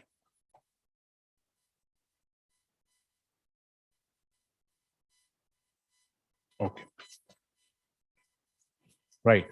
अब मैं आपको समझाता हूं। जैसे मान लो कि मैंने अपना पेपर सेज जर्नल में पब्लिश कर दिया, तो अब मेरे रिसर्च पेपर को सिर्फ वही रिसर्च स्कॉलर देख सकेंगे जहां पे सेज डेटाबेस की एक्सेस होगी, या उस जर्नल की ऑनलाइन एक्सेस होगी, या प्रिंट में एक्सेस होगी। तो बहुत से ऐसे इंस्टीट्यूशन है पूरी दुनिया में जिनके पास इतना फंड ही नहीं होता कि वो सेज के जर्नल को सब्सक्राइब कर सके। तो वो रिसर्चर तो आपके पेपर को नहीं पढ़ पा रहे, राइट। तो जब आप अपने रिसर्च को विजिबल बनाते हो तो उससे क्या होता है, आपके पेपर के डाउनलोड होने के चांसेस बढ़ जाते हैं, लोगों को फुल टेक्स्ट देखने के चांसेस बढ़ जाते हैं। और जब उसके डाउनलोड होने के चांसेस बढ़ जाएंगे और आपने अच्छा रिसर्च किया होगा, तो डेफिनेटली आपको साइटेशंस मिलनी स्टार्ट हो जाएंगी। जब आपको साइटेशंस मिलनी स्टार्ट हो जाएंगी तो आपके रिसर्च का इम्पैक्ट भी बढ़ने लगेगा। That is why the visibility of research is very very important. यही इस स्लाइड में भी डिफरेंट डेटा के माध्यम से मैं कहने की कोशिश कर रहा हूं। नाउ अब हमें ये अंडरस्टैंडिंग तो हो गई कि हमारी रिसर्च को विजिबल बनाना क्यों जरूरी है। बट नेक्स्ट क्वेश्चन क्या है, how to increase the visibility of your research work. Again it's a very important thing कि हम कैसे अपने रिसर्च को विजिबल बनाएं। तो सबसे जो इंपॉर्टेंट थिंग है वो ये है कि जो आपका रिसर्च है, जब आप उसको विजिबल बनाते हो, उनके 3 हिस्से हैं, 3 पार्ट्स हैं, 3 फेजेस हैं। First is called general e-visibility. What is general is e-visibility? Suppose you have published your research article, but if someone is searching on Google और वो Google रिजल्ट नहीं दे रहा, दैट मीन्स क्या है, आपने अपने रिसर्च को बहुत ही रिस्ट्रिक्ट कर दिया। तो हर रिसर्चर की सबसे पहली एफर्ट ये होना चाहिए कि जो भी आपने रिसर्च पब्लिश किया, एटलीस्ट जब आप कोई डाले तो गूगल उसको कोई किसी न किसी साइट पे ले जाए। Second is called professional E visibility. Now every day we are using professional networking website where we are telling our friends, our colleague, anything which you are doing in, hello, like for example, if you are going for lunch with your family or with your friend, so generally there is a tendency that someone will click the photograph and upload on Facebook and Instagram so that you can tell your friends and colleagues, okay, kal aap lunch pe in logon ke sath gaye the. But how many of us we are using the social media platform in terms of informing our friends and peer groups that this is the research paper which I have published in this particular journal? Because social media एक बहुत बड़ा platform है, और जब आप इन पे अपने research के बारे में लिखते हो तो ऑब्वियसली वो इमीडिएटली डिसेमिनेट होता है आपके फ्रेंड सर्कल में। तो ये भी एक तरीका है अपने रिसर्च को विजिबल बनाने के लिए। And third category is called research is e-visibility, जहाँ पे now the library they are creating institutional repository. जैसे शोध गंगा क्या है, it's institutional repository at national level, जहाँ पे जो भी PhD thesis different Indian university में सबमिट हुई, आप उसको एक्सेस कर सकते हो। पहले इसकी एक्सेस क्या थी, रिस्ट्रिक्टेड थी, आपको लाइब्रेरी में जाना पड़ता था, और थीसिस तो रेफरेंस डॉक्यूमेंट के अंदर आती हैं तो वो आप इशू भी नहीं करा सकते थे, तो लोग बैठ के उसको लिखते थे। अब क्या है, आप किसी भी यूनिवर्सिटी की PhD थीसिस देखना चाहते हो, मोस्टली शोधगंगा पे अवेलेबल है। तो ऐसे ही बहुत सी यूनिवर्सिटीज ने अपने इंस्टीट्यूशनल रिपोजिटरी बनाई है जहां पे वो फैकल्टी की पब्लिकेशंस को अपलोड कर रहे हैं। और जैसे आप उस पर अपलोड करोगे तो गूगल या किसी और सर्च इंजन से जब भी कोई सर्च करेगा तो वो आपके पेपर को डाउनलोड कर सकता है। तो हर रिसर्चर को ये एफर्ट लगानी चाहिए कि सबसे पहले तो अपने रिसर्च के बारे में एक जर्नल ई विजिबिलिटी हो, फिर प्रोफेशनल ई विजिबिलिटी हो, and third is called research E visibility.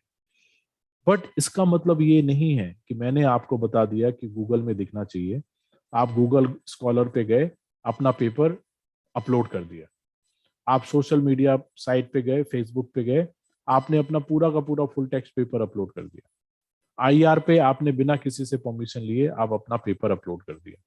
अगर आप ये करोगे that will be violation of copyright act. That is why it is very very important to understand कि हमारे रिसर्च पेपर के कितने डिफरेंट वर्जन्स होते हैं. किसी भी एक रिसर्च पेपर के 3 डिफरेंट वर्जन होते हैं: pre print, post print and published. What is pre print? When you first time submit your research paper two the journal editor. जब आप पेपर अपना किसी भी एडिटर को सबमिट करते हो फर्स्ट टाइम, उसको प्री प्रिंट कहा जाता है. जब रिव्यूअर्स आपको कमेंट्स भेजता है और उस कमेंट्स के बेसिस पे जब आप अपने पेपर में चेंजेस कर लेते हो और लास्ट में जो आप सबमिट करते हो, जो आपका फाइनल ड्राफ्ट होता है, उसको हम पोस्ट प्रिंट कहते हैं. And what is published version? When your paper is published in the journal, whether it is a print journal और ऑनलाइन जर्नल. जब आपका पेपर सेज के डेटाबेस में, एज़्योर के डेटाबेस में जाके पब्लिश हो गया और वहां से वो पीडीएफ आप एक्सेस कर सकते हो, उसको पब्लिशर वर्जन कहते हैं. सो अब आपको बहुत इंपॉर्टेंट है कि ये पता करना कि कौन से पब्लिशर ने आपको क्या राइट्स दिए हुए हैं, ताकि आप अपने रिसर्च को इन रिसर्च विजिबिलिटी टूल्स के थ्रू पूरी दुनिया को दिखा सको. राइट? सो इसके लिए there is only one authentic website in the world which can tell you the different copyright policies of the publisher. What is copyright policy? For example, जब आप अपना कोई भी इंटेलेक्चुअल वर्क क्रिएट करते हो, जैसे रिसर्च पेपर एक intellectual content है, तो जैसे ही आप उसको लिखते हो ना, तो you are basically a holder of copyright. आपके पास उस चीज की रजिस्ट्री है. बट जब आप अपना रिसर्च पेपर किसी जर्नल में पब्लिश करते हो, तो जनरली पब्लिशर आपसे कॉपीराइट फॉर्म साइन कराता है. वो कॉपीराइट फॉर्म क्या होता है कि आपने अपनी ओनरशिप उस पब्लिशर को दे दी. तो जैसे आप अपनी ओनरशिप उस पब्लिशर को दे दी, बिना उसकी परमिशन लिए कभी भी आप रिसर्च को पब्लिकली एक्सेसिबल नहीं बना सकते, अदरवाइज उसका बिजनेस ही चौपट हो जाएगा. बट इसलिए जो है, हमें ये चीज बहुत इंपॉर्टेंट है समझना कि एक पेपर के कितने वर्जन्स होते हैं, ताकि जो एक वेबसाइट है जिसका नाम शेरपा रोमियो है, ये website is the only website in the world which can tell you the copyright policies of most of the journals. Now, for example, मेरा रिसर्च पेपर है जो मैंने नेचर जर्नल में पब्लिश कर लिया. अब आप कहोगे कि सर आपने बताया था कि हमें उसको गूगल स्कॉलर में भी इंडेक्स करना है, हमने फेसबुक पे भी, इंस्टाग्राम पे भी डालना है, हमने इंस्टीट्यूशनल रिपोजिटरी पे भी डालना है. बट इनको पेपर अपलोड करने से पहले it is very very important to check the copyright policy. So simply you can go to the Sherpa Romeo, you can enter the ISSN number of Nature Journal, or you can simply select the title field and enter the Nature Journal. And if you can see from this slide here, this is the permission or rights Nature Journal is giving to every author. आप पढ़ पाओ अगर, इसमें लिखा है author can archive the pre-print version. Means nature को कोई problem नहीं है जब आप अपना प्री प्रिंट किसी भी रिपोजिटरी में अपलोड करो. What is pre print? जो आपका फर्स्ट टाइम सबमिटेड डॉक्यूमेंट है. नेचर पब्लिशर क्या कहता है कि जो पोस्ट प्रिंट है, जो फाइनल वर्जन है, वो आपके आर्टिकल पब्लिश होने के 6 महीने बाद, सपोज मेरा आर्टिकल जनवरी वाले इशू में पब्लिश हो गया, तो जून मंथ के बाद मैं अपने पोस्ट प्रिंट कंटेंट को किसी भी रिपोजिटरी में डाल सकता हूँ. फेसबुक, रिसर्चगेट, जो आगे टूल बताऊंगा, किसी में भी डाल सकता हूँ. But as per this Sherpa Romeo, author cannot archive the pre print version. इसका मतलब क्या है? Sorry, publishers version. इसका मतलब क्या है? आप नेचर की डाउनलोड का, नेचर की वेबसाइट पे जाके उसका पीडीएफ, जो आर्टिकल आपका पीडीएफ फॉर्मेट में पब्लिश हुआ है, उस पीडीएफ को आप कहीं पे भी नहीं अपलोड कर सकते. अगर आप करोगे तो वो कॉपीराइट का वायलेशन होगा and you will be in serious trouble. Right? So this is the important website, और ये वेबसाइट पब्लिकली एक्सेसिबल वेबसाइट है. आपको कुछ पैसे देने की जरूरत नहीं है. Simply go to Google, type Sherpa Romeo, and it will take you to the home page where you can check the copyright policy of each and every publisher. Right? Now, one more thing, what are the research visibility tools? Now, there are many research visibility tools are available. Why they are called research visibility tool? Because these are the platform which is very helpful for the researcher, where they can upload the preprint or postprint version of their research paper. And suppose if you have published your research paper in any open access journal, मतलब आपने अपना article किसी open access में publish कर दिया, वहां पे आप अपना पीडीएफ भी डाउनलोड कर सकते हो, उसमें कॉपीराइट की कोई परमिशन नहीं है, लेने की जरूरत है. So all these tools or platform, they are commonly known as research visibility tool. And different publishers, they have different copyright and policies for uploading your research paper that you can always check with the Sherpa Romeo website. Now, first and important research visibility tool is called Scopus ID. Now, if I can ask from the participant that how many of you have published your research in any of the Scopus Index journal? Anyone from you? If you can please unmute and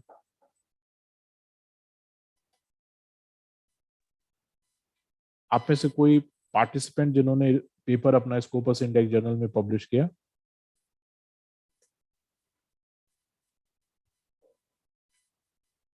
Manju ma'am?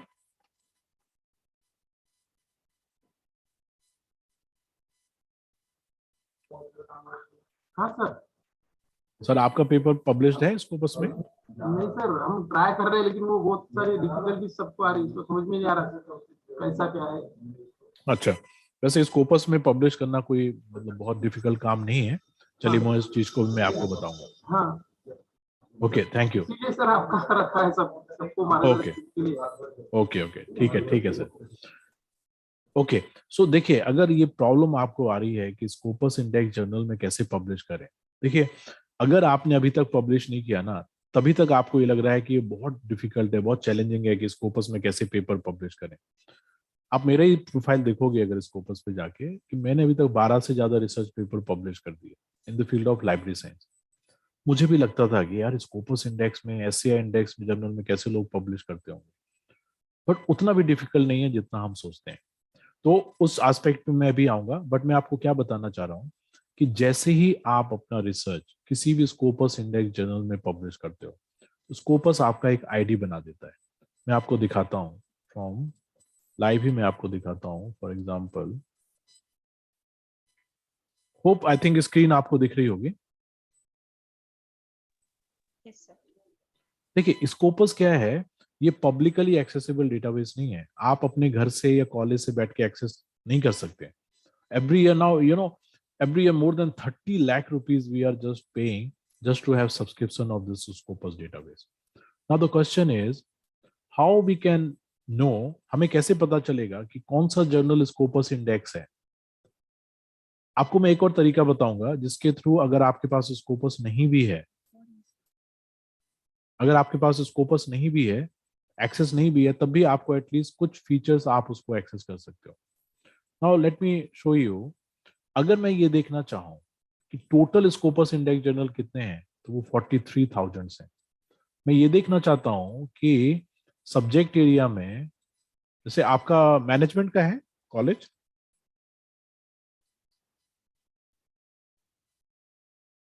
Yes sir. आपका sir college में क्या subject?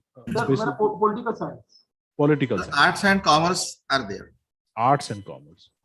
Now, if you simply select Arts and Humanities and click on apply, there are more than 5,460 journals are available. If you are looking for political science and international relation, or sociology and political science, click on apply. There are more than 6,806 journals are available. Right. तो अगर कोई कहता है ना कि social sciences के journals तो Scopus में नहीं मिलते, आप प्लीज आप म्यूट कर लें. I think one of the participant you have unmuted. Divan sir, please unmute. Okay, so आप देखोगे लोग ये कहते हैं कि सोशल साइंसेस के तो जर्नल स्कोपस में है ही नहीं. देखिए 6,806 जर्नल है. अब आपको क्या करना है, इन जर्नल्स में से किसी भी एक जर्नल में पब्लिश करना है. राइट. और अगर आप ये कहते हो कि इसमें पब्लिश करने में अब हमें क्या पता चले कि हमारे आर्टिकल के लिए कौन सा जर्नल सबसे बेस्ट सूटेबल जर्नल होगा। आपने तो सर 6000 बता दिए, हमें तो एक जर्नल की तलाश है जहां पे हम अपना पेपर पब्लिश कर दें। उसके लिए क्या है, different publishers they have created a different platform. Like for example Elsevier का आप सबने नाम सुना होगा, एल्सेवियर पब्लिशर का सुना होगा होपफुली। मान लीजिए आप एल्सेवियर के किसी जर्नल में अपना आर्टिकल पब्लिश करना चाहते हैं, आपको सिंपली एल्सेवियर जर्नल फाइंडर पे जाना है, अपना टॉपिक, आपका एब्स्ट्रैक्ट, कीवर्ड और सब्जेक्ट एरिया बताइए।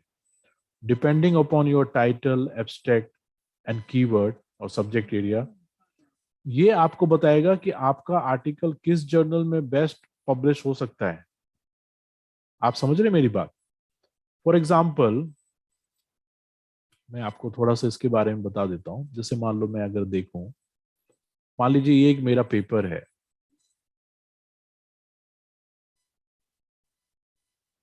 बताता हूं आपको, जस्ट होल्ड डाउन।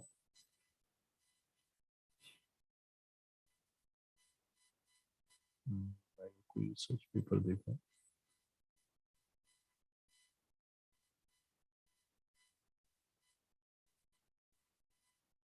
यस, मान लीजिए ये मेरा टॉपिक है। मैंने क्या किया, सिंपली इसको कॉपी किया, यहां पे डाला, एब्स्ट्रैक्ट लिया, यहां से डाला, और एब्स्ट्रैक्ट इसमें मिसिंग है। सपोज मान लीजिए ये एब्स्ट्रैक्ट ले लेता हूं मैं,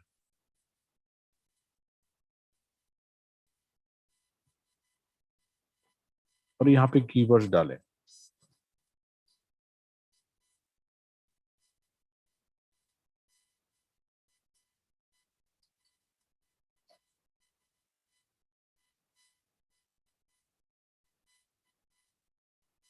मान लीजिए फील्ड ऑफ रिसर्च मैंने ले लिया, सोशल साइंसेस। क्या करना है, फाइंड जर्नल्स।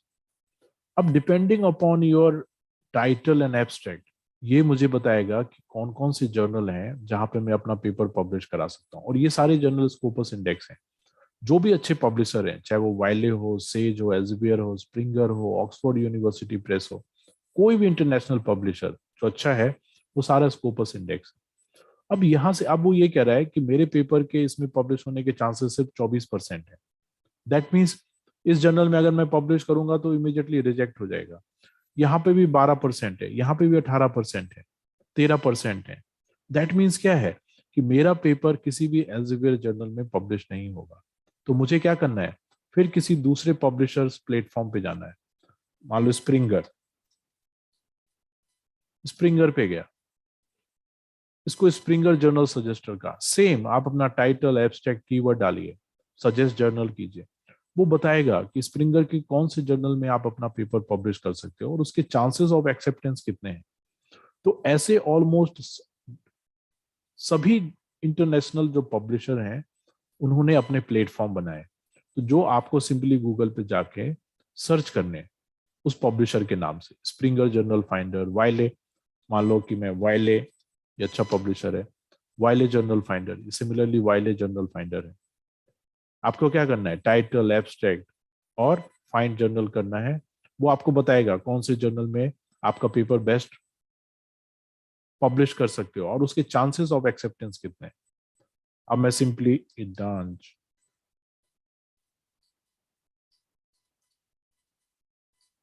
इडांज एक वेबसाइट है जो आपको ये बताती है कि अगर आपको अपना आर्टिकल पब्लिश करना है, ये है, सिंपली आप अपना टाइटल और एब्स्ट्रैक्ट डालें।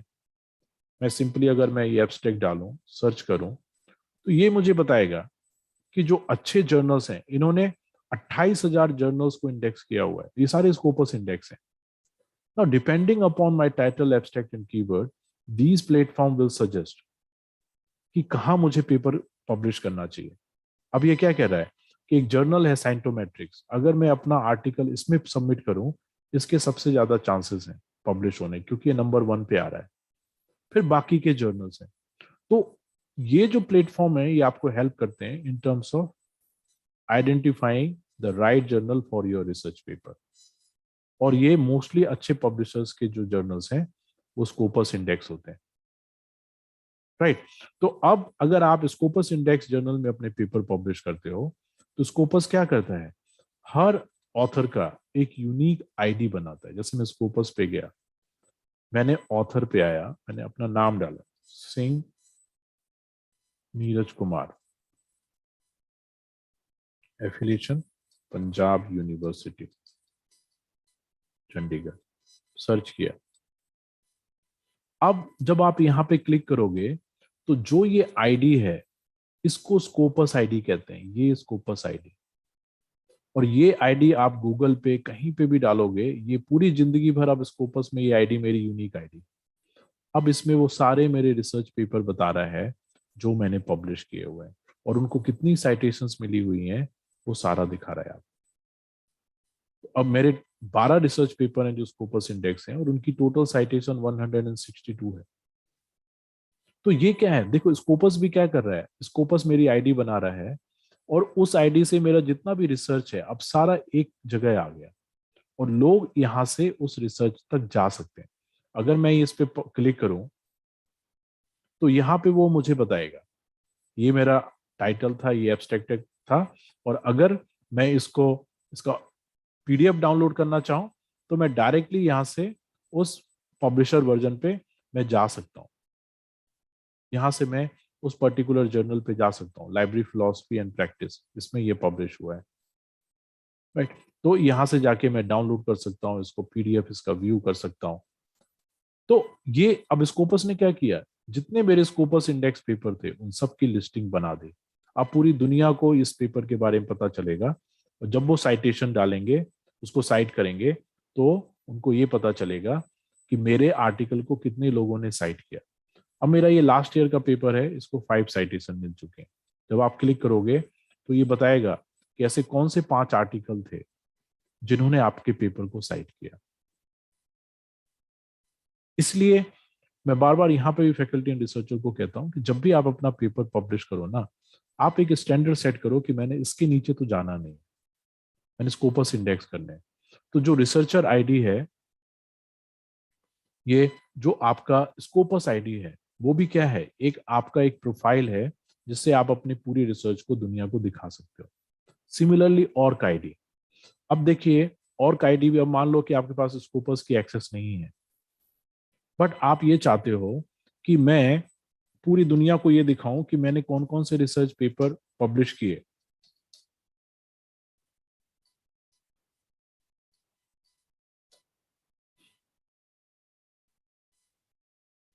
अब मैंने अपना आईडी जो है इस पे बनाया हुआ है और जब मैं उसको क्लिक करता हूं, अब आप देखना ये ऑर्क आईडी एक पब्लिकली एक्सेसिबल डेटाबेस है और यहाँ पे आप देखो मेरा नाम आ रहा है और जितनी मेरी जो पब्लिकेशंस हैं वो देखो सारी यहाँ पे लिस्टेड है।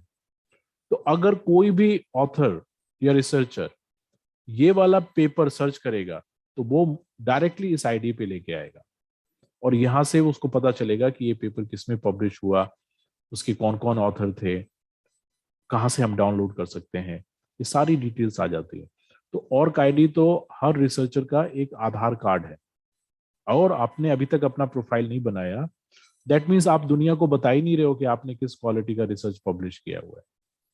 सो और इसमें आईडी बनाना it's not very difficult job. आप कोई भी यूट्यूब पे वीडियो देख लो, right, and then within half an hour और 1 hour you will be able to create your own ORCID. अब हमारे यहाँ जितने भी HRDC में लेक्चर्स होते हैं मेरे, मोस्टली मैं उनमें पहले थ्योरेटिकल एस्पेक्ट कवर करता हूँ, फिर उनको सारा सेशन कंडक्ट करता हूँ जिसमें प्रैक्टिकल करके हम ये सारी चीजों को दिखाते हैं, राइट। सो ये चीज ऐसा नहीं है, ये आप कोई भी यूट्यूब वीडियो पे जाओ, कोई भी लिटरेचर पढ़ो, आप भी अपना ऑर्क आईडी बना सकते हो। पर्पस क्या है, ताकि पूरी दुनिया को पता चले कि आपने रिसर्च क्या किया हुआ है, तभी लोग उसको पढ़ेंगे, तभी उसको साइट करेंगे। ऐसे क्या है रिसर्चर आईडी, अगर आपने SCI इंडेक्स में पेपर पब्लिश किया तो आपका एक रिसर्चर आईडी आपको क्रिएट करना होता है। सिमिलरली गूगल स्कॉलर, अगर आप सिंपली, मैं आपको बताऊं कि मैं सिंपली गूगल पे जाता हूं, गूगल पे गया और मैं डालता हूं नीरज कुमार सिंह गूगल साइटेशन। ये मेरा गूगल स्कॉलर का प्रोफाइल पेज है।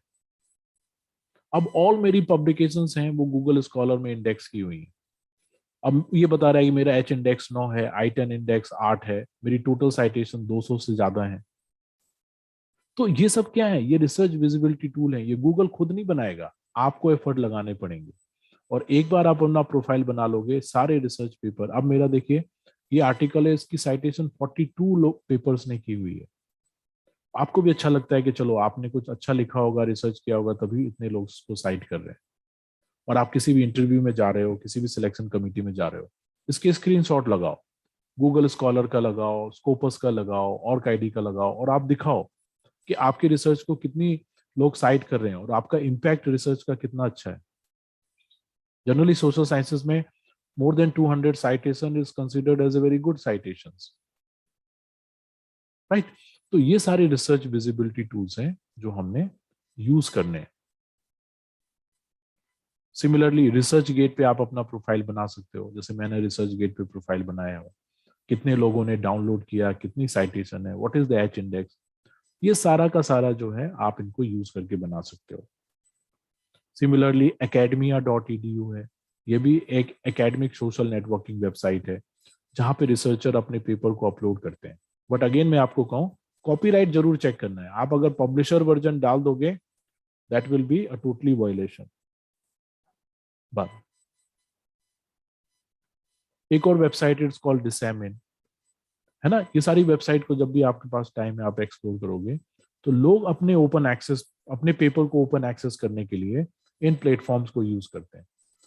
लिंक्डइन को हम प्रोफाइल बनाने में यूज करते हैं, बट ये ऑक्सफोर्ड कैम्ब्रिज यूनिवर्सिटी के प्रोफेसर हैं, इन्होंने अपना प्रोफाइल बनाया हुआ है जिसमें सारी उनकी पब्लिकेशन साइटेशंस की डिटेल लिंक्डइन दे रहा है, क्योंकि LinkedIn is connected with the Mendeley which is a repository of Elsevier publisher.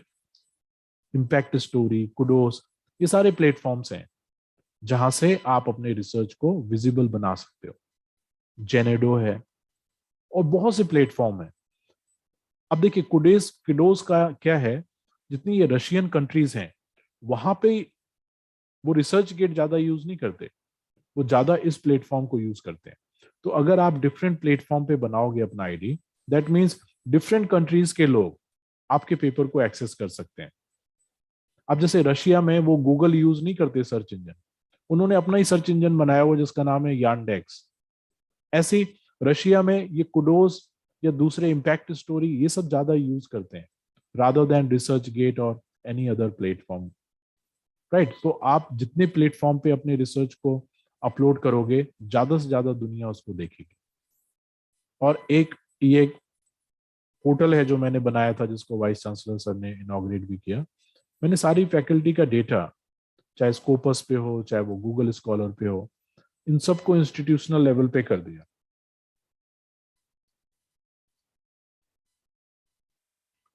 ये पब्लिकली एक्सेसिबल है, राइट। ये पंजाब यूनिवर्सिटी का मैंने एक रिसर्च प्रोफाइल बना दिया जहां सारे फैकल्टी का एक यूनिक आईडी बना दिया, उनकी टोटल कितनी पब्लिकेशंस हैं, कौन हमारे टॉप 10 प्रोफेसर्स हैं, इन सब की गूगल स्कॉलर कितनी साइटेशन है, स्कोपस कितनी साइटेशन है। इसमें काफी टाइम लगा, 1.5-2 साल लगे मुझे, but now it is publicly accessible and this makes Punjab University as a world class university because we can showcase our research strength to the academic world. तो ये इंपॉर्टेंस है रिसर्च विजिबिलिटी की, जो आप खुद कर सकते हो, अपने इंस्टीट्यूशन के लिए भी कर सकते हो, राइट।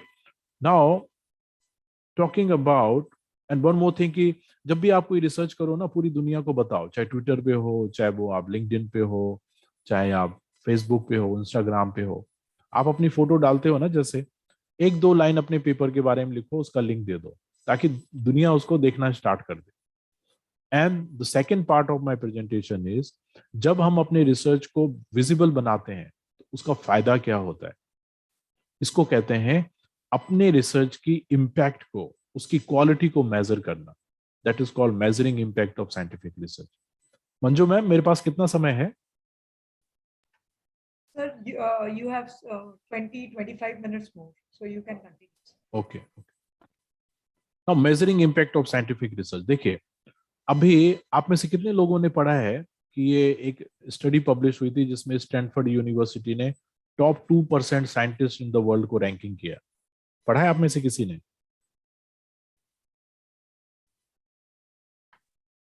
एनीवन? जी सर। पढ़ा है ना? ये देखिए, ये आर्टिकल है जो प्लॉस बायोलॉजी, जो ओपन एक्सेस जर्नल है, उसमें आर्टिकल पब्लिश हुआ। मैं बताऊं आपको, जैसे ये स्टडी पब्लिश हुई, पूरी यूनिवर्सिटीज जितनी भी इंडिया में है, अब्रॉड में है, उन्होंने डिफरेंट मीडिया में, न्यूज़पेपर में न्यूज देना स्टार्ट कर दिया। कि जैसे पहले न्यूज थी कि पंजाब यूनिवर्सिटी की ये 11 प्रोफेसर इस टॉप 2% लिस्ट में इंक्लूड किए गए। हर फैकल्टी मेंबर अब अपने सिग्नेचर के नीचे लिखता है, in top 2% scientist in the world. किसी के लिए बहुत ऑनर की बात है कि आपको स्टैनफोर्ड यूनिवर्सिटी की जो स्टडी हुई उसमें टॉप 2% साइंटिस्ट में आप आते हो। बट पंजाब यूनिवर्सिटी में क्या हुआ, जैसे ही ये न्यूज पब्लिश हुई जिसमें 11 फैकल्टी मेंबर्स के नाम आए, बहुत से सीनियर प्रोफेसर वाइस चांसलर के पास गए। उन्होंने कहा कि हमारा रिसर्च इनसे बहुत अच्छा है, बट हमारा नाम इस लिस्ट में क्यों नहीं है? वाइस चांसलर ऑफिस ने मुझे एक काम दिया कि आप इस स्टडी को खुद स्टडी करो और बताओ कि बाकी और जो प्रोफेसर्स हैं, जो अच्छे रिसर्चर हैं, उनका नाम क्यों नहीं आया। तो मैंने कहा ठीक है, और जब मैंने इस पेपर को पढ़ना स्टार्ट किया, 5-6 बार पढ़ने के बाद ही मुझे कुछ समझ में नहीं आया। बट जब मैंने इसका मेथोडोलॉजी पार्ट देखा, एक मेथोडोलॉजी उन्होंने अडॉप्ट की जिसके बाद उन्होंने रैंक किया था, तो हमारे एक स्टैटिस्टिक्स के प्रोफेसर थे। मैंने कहा सर, ये फॉर्मूला तो मुझे अगले जन्म में भी समझ में नहीं आना। उन्होंने कहा कि तुम फॉर्मूला की चिंता मत करो, ये जो मैट्रिक्स हैं इनमें से डेटा निकाल के लाओ, फिर हम इस फॉर्मूला पे इसको बैठाएंगे। तो जो मुझे लगता था कि यार ये अच्छे रिसर्चर हैं, उन सब का ये सारे पैरामीटर्स हैं, और यही सारे पैरामीटर्स मैं आगे डिस्कस करूंगा, जिसके बेसिस पे उन्होंने ये स्टडी की। और जब मैंने ये पैरामीटर्स पे स्कोपस से डेटा निकाला और जब हमने इस फॉर्मूला पे डाला, हमें पता चला कि 16 और ऐसे प्रोफेसर्स थे जो इस लिस्ट में एलिजिबल थे फीचर होने के लिए, बट ये स्टैनफोर्ड यूनिवर्सिटी ने नहीं डाला। मैंने जो करस्पॉन्डिंग ऑथर था इसके साथ मैंने जो है करस्पॉन्डेंस करना स्टार्ट किया। इसको मैंने काफी मेल्स लिखी, बट जो फॉरेनर्स होते हैं they are very good in replying the mail. फिर इनको करने के बाद मैंने उसको कन्विंस किया कि initially you have only featured 11 professor from Punjab University, but as per your methodology and as per your formula still there are 16 faculty member जो इस लिस्ट में नहीं है। उसने अपॉलॉजी मेल लिखी और अगेन उसने अपना डेटा अपडेट किया, और उसके बाद हमने ये न्यूज निकाली कि अब 11 नहीं है, ये 27 लोग हैं। और वाइस चांसलर ऑफिस ने मुझे बुला के इस काम के लिए बहुत थैंक्स करा। क्यों? उन्होंने कहा कि ये यूनिवर्सिटी की हेल्प की आपने, बिकॉज हमें तो लगता था कि 11 लोग ही हैं। बट जब मैं स्टडी कर रहा था तो मुझे ये पता चला आने वाले टाइम में इन सारे मैट्रिक्स की कितनी इंपॉर्टेंस है। और जैसे ही ये न्यूज पब्लिश हुई, कितने प्रोफेसर मेरे पास डेली 1 न 2 आ जाते हैं कि नीरज हम बताओ क्या काम करें ताकि अगले साल जब कोई ऐसी स्टडी हो तो हमारा नाम भी हो। तो ये एक इम्पोर्टेंस होता है जो लाइब्रेरियन बना सकते हैं अपने इंस्टीट्यूशंस में। तो ये सारे मैट्रिक्स क्या है? इनको ही रिसर्च मैट्रिक्स कहते हैं। और ब्रॉडली 4 कैटेगरीज हैं रिसर्च मैट्रिक्स की। और इस रिसर्च मैट्रिक्स के बारे में ऐसा नहीं है कि इस स्टडी से पहले लोगों को पता नहीं था, बट जब ये स्टडी आ गई ना, उसके बाद तो सब कोई समझना चाहते हैं। एक को कहते हैं जर्नल मैट्रिक्स, एक को author metrics, article metrics and alt metrics. क्या है वो मैं बताता हूँ। राइट, चलिए। जर्नल मैट्रिक में सबसे इंपॉर्टेंट है इम्पैक्ट फैक्टर। हम हमेशा सुनते हैं कि इम्पैक्ट फैक्टर जिस जर्नल का जितना हाई होगा उतना रेपुटेड होगा। बट इम्पैक्ट फैक्टर कैलकुलेट कैसे होता है? और ये इम्पैक्ट फैक्टर आज नहीं आया, 1960 में ही आया। ठीक है, और तब से आज तक ये एक बहुत इंपॉर्टेंट फैक्टर है किसी भी जर्नल की क्वालिटी रिफ्लेक्ट करने के लिए। इसकी कैलकुलेशन बहुत सिंपल है। कोई भी एक जर्नल है, मान लीजिए जर्नल ऑफ सोशल साइंसेस, समझ लीजिए एक जर्नल का नाम है, उसका इम्पैक्ट फैक्टर कैसे कैलकुलेट करते हैं कि लास्ट 2 ईयर में उसमें कितने टोटल आर्टिकल पब्लिश हुए और उन सारे आर्टिकल की टोटल साइटेशन कितनी थी। अब मान लीजिए कोई एक जर्नल है जिसमें 2015 में 46 आर्टिकल हुए, 2016 में 50 हुए, इन दोनों को जोड़ दीजिए तो आएगा 96। और इन 96 की साइटेशंस 2015 में 109 थी, 2016 में 105 थी। इन दोनों को जोड़ दीजिए और डिवाइड कर दीजिए तो ये 2017 का इम्पैक्ट फैक्टर निकल आएगा, 214 divided by 96. So this is the impact factor. But again, the point is, now many fake publishers, they are writing at the top of their research journal that हमारे journal का impact factor 7 है, 6 है, 5 है. उस पे भरोसा मत करो. क्यों? क्योंकि पूरी दुनिया में सिर्फ एक ही सोर्स है जो आपको एक्यूरेट एंड ऑथेंटिक इंफॉर्मेशन देता है, that is called journal citation report, JCR. ये फ्री नहीं है, ये पेड है, बट गूगल पे मैंने देखा है बहुत से लोग इसको जो है अपने ब्लॉग पे फ्री में डाल देते हैं. तो अगर आप सर्च करोगे ना 2021 का जर्नल साइटेशन रिपोर्ट, आपको कहीं ना कहीं मिल ही जाएगा. तो ये इम्पैक्ट फैक्टर है. सिमिलरली क्या होता है 5 year impact factor. Impact factor calculate करने के लिए 2 ईयर विंडो को हम कंसीडर करते हैं, बट 5 ईयर को 5 year window. And what is cumulative impact factor? Suppose मेरे टोटल 7 पेपर हैं जो मैंने पब्लिश किए, उसमें से 3 पेपर मैंने 1.2 इम्पैक्ट फैक्टर में किए, तो 3 मल्टीप्लाई बाय 1.2. जो एक पेपर था उसको मैंने जर्नल, किसी और जर्नल में पब्लिश किया जिसका इम्पैक्ट फैक्टर 1.9 था, 1 मल्टीप्लाई बाय 1.9. फिर मेरे 2 पेपर थे जो इम्पैक्ट फैक्टर 1.7 में थे, इसको मल्टीप्लाई किया और सबको जोड़ दिया, तो जो नंबर होगा that is called cumulative impact factor. ऐसे इम्पैक्ट फैक्टर के पैरेलल स्कोपस ने एक जर्नल की रैंकिंग की जिसका नाम उन्होंने साइट स्कोर दिया. तो ये भी सिमिलरली इम्पैक्ट फैक्टर जैसा ही कैलकुलेट होता है, बट डिफरेंस क्या है? इम्पैक्ट फैक्टर में 2 साल का पीरियड लेते हैं, इसमें 3 साल का पीरियड लेते हैं. ऐसे SJR और SNIP ये भी मैट्रिक्स हैं जो स्कोपस ने डेवलप किए, और स्कोपस में आप हर जर्नल का SJR और SNIP देखोगे. मींस जिसकी वैल्यू जितनी ज्यादा होगी वो जर्नल उतना अच्छा जर्नल माना जाता है. गूगल ने अपना एक जर्नल मैट्रिक डेवलप किया जिसको H5 इंडेक्स कहते हैं. ऐसी ऑथर लेवल मैट्रिक्स होते हैं जैसे H index. What is H index मैं आपको दिखाता हूँ. H इंडेक्स आप खुद नहीं कैलकुलेट करते, वो स्कोपस करता है या वेब ऑफ साइंस करता है. अब मान लो कि मैंने अपना सर्च किया यहाँ पे, अब आप देखोगे ये क्या बता रहा है कि मेरे टोटल 12 पेपर हैं जिनकी 172 साइटेशन है और मेरा H इंडेक्स 5 है. What is H index 5 means? मेरे 12 पेपर में से 5 ऐसे पेपर हैं जिनकी साइटेशन कम से कम 5 बार हुई है. अब जैसे मान लो इसने क्या किया, सबसे पहला पेपर की साइटेशन 66 थी, दूसरे की 58, तीसरे की 17, चौथे की 9 और 5वें की 5. तो जहां पे ये दोनों नंबर मैच कर जाते हैं उसको H इंडेक्स कहते हैं. Means out of my total 12 Scopus index paper, there are 5 research paper which has been cited at least 5 times. This is called the H index, जो एकेडमिक्स में बहुत आज के टाइम पे एक बहुत बड़ा बात हो गई है. और जिस ऑथर का जितना हाई H इंडेक्स होगा उसकी वैल्यू उतनी ज्यादा मानी जाती है एकेडमिक्स में. सिमिलरली I10 इंडेक्स ये गूगल स्कॉलर देता है. मान लीजिए कि मेरा गूगल स्कॉलर प्रोफाइल बना लिया मैंने, और मेरा आप गूगल स्कॉलर पे जाओगे तो यहाँ पे आपको दिखा रहा है, मैं इसको थोड़ा बड़ा करूं, I10 इंडेक्स मेरा क्या है? 8 है. मींस जितने मेरे पेपर हैं गूगल स्कॉलर में इंडेक्स, उसमें से 8 पेपर इतने हैं जो कम से कम 10 बार साइट हुए हैं. That is why it is called I10 index, right. तो ये सारे मैट्रिक्स हैं.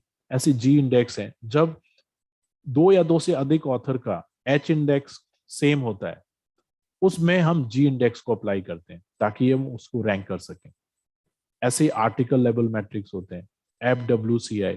ये आपको ये बताता है कि जो आपने आर्टिकल पब्लिश किया और उस फील्ड में जो बाकी और आर्टिकल हैं जो उस टॉपिक पे लिखे गए, उनके बीच में आपका पेपर कहाँ स्टैंड करता है. जैसे मान लीजिए मैंने रिसर्च पेपर लिखा डिजिटल ह्यूमैनिटीज पे पंजाब यूनिवर्सिटी से, पर डिजिटल ह्यूमैनिटीज पे अकेला मैं तो नहीं हूं जिसने पेपर लिखा, बहुत से रिसर्चर ने भी अपना लिखा होगा.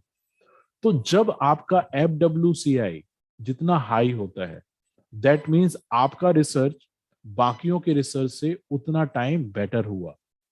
इसी को फील्ड वेटेज साइटेशन इंपैक्ट कहते हैं, and that is called article level matrix. एक और नया कॉन्सेप्ट है कि अल्ट मैट्रिक्स. मीन्स आपके पेपर का सोशल मीडिया पे क्या इम्पैक्ट हुआ. और एक ही वेबसाइट है पूरी दुनिया में जो ये बताती है, इसको कहते हैं dimensions.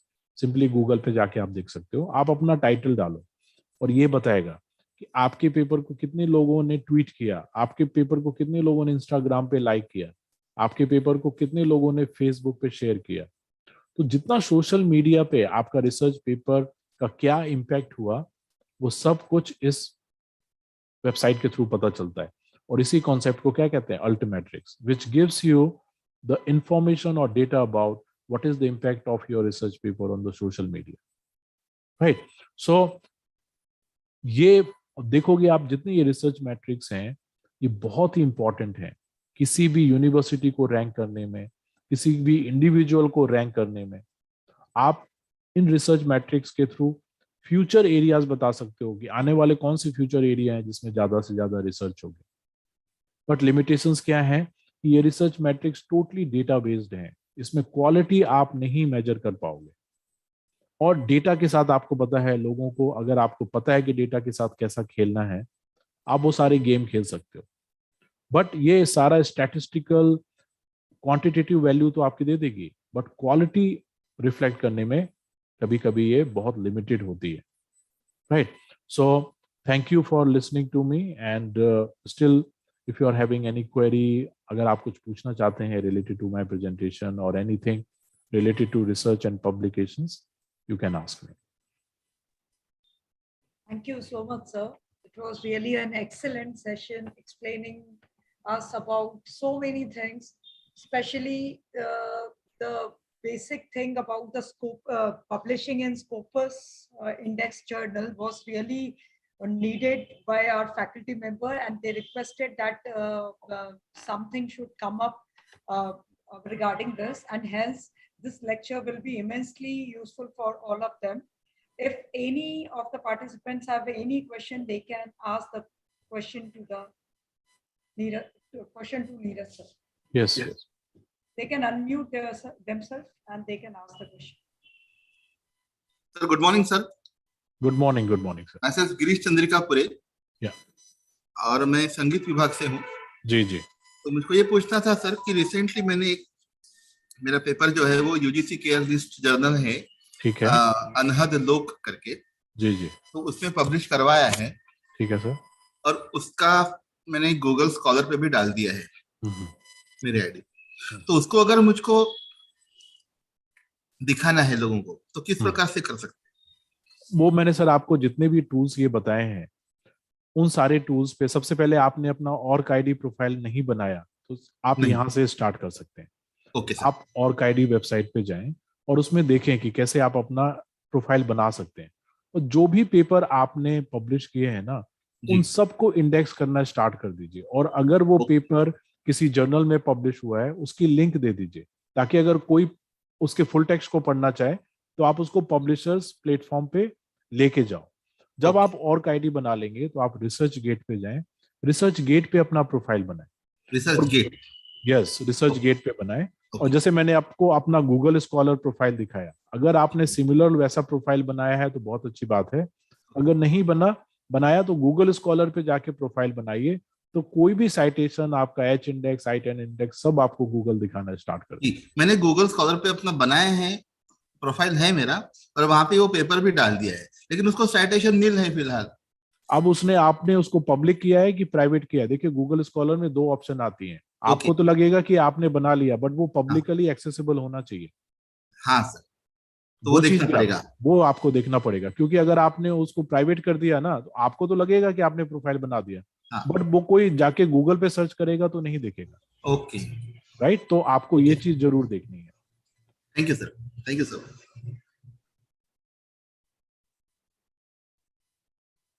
Yes, anyone else?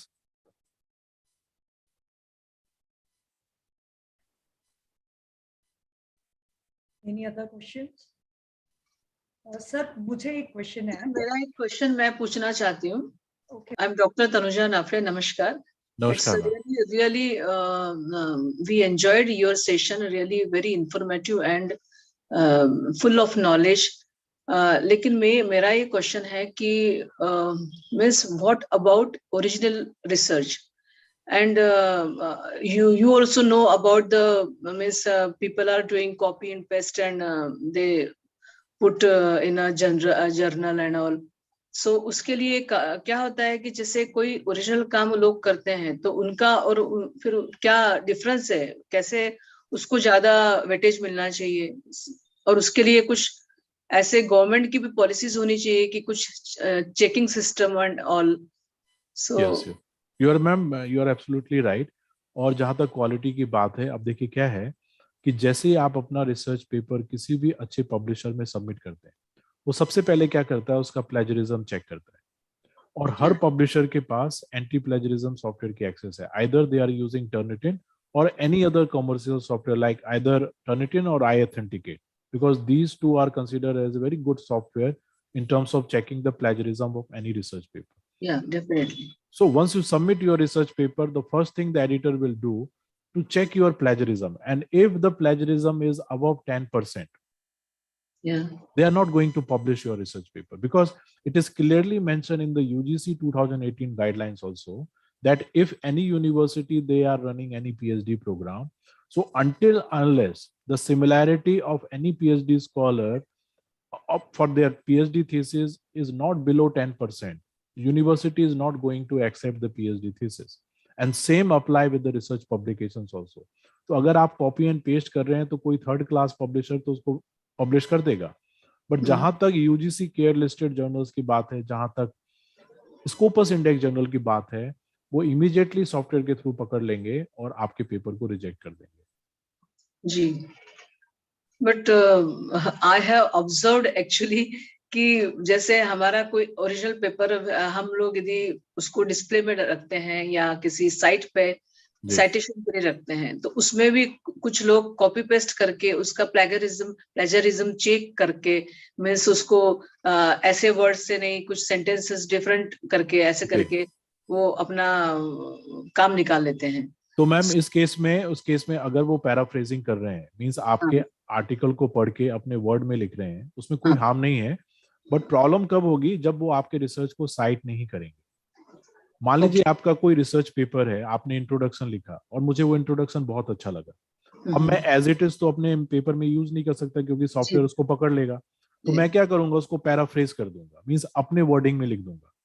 But paraphrase कर कोई भी पैराफ्रेज कंटेंट अगर आप उसमें साइटेशन नहीं दे रहे ओरिजिनल सोर्स की, फिर उस ऑथर को वो ओरिजिनल पब्लिशर कभी भी चैलेंज कर सकता है और उसका एकेडमिक करियर भी दांव पे लग जाएगा.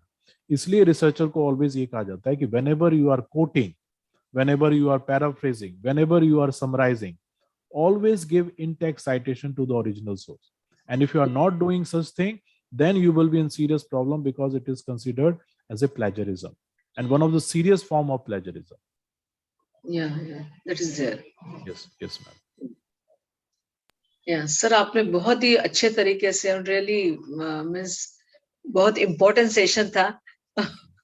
Thank you so much. Carry on. Please carry on.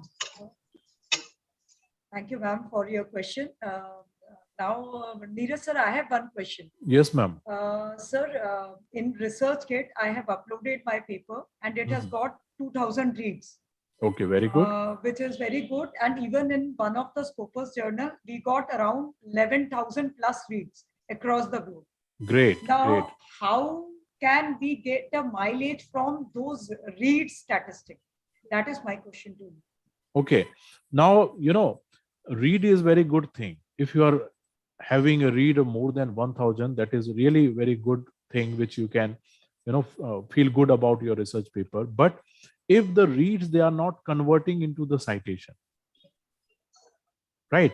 That means there are something is missing. Like for example, if you have published your research paper in any Scopus Index journal, so the people, they are reading your research paper and there might be chances that they are only reading the abstract part.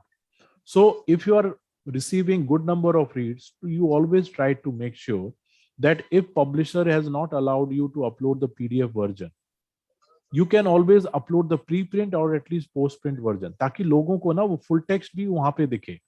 और जब वो full text दिखेगा और वो कुछ चीजों को site करना चाहेंगे तो डेफिनेटली वो साइटेशन में आएगा. और अगर आपको रीड भी मिली हुई है In that case, suppose if you are appearing for interview or any, selection process, there also you can make one slide for your presentation where you can give the title of that particular slide, impact of my research.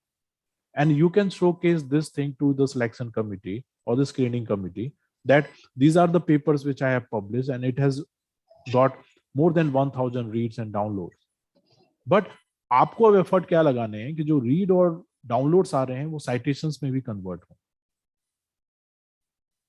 Yes, sir. Although I got 20 citation right now for that. Very good. But that is in a very short time due to that research visibility techniques which I have followed. Really, I'm getting that help from this. And I think your session was also going to help all the participants in a big way, sir. Now to propose, anybody having any question, or we can proceed to the next part of the session. I think everybody is very much happy with your session, sir.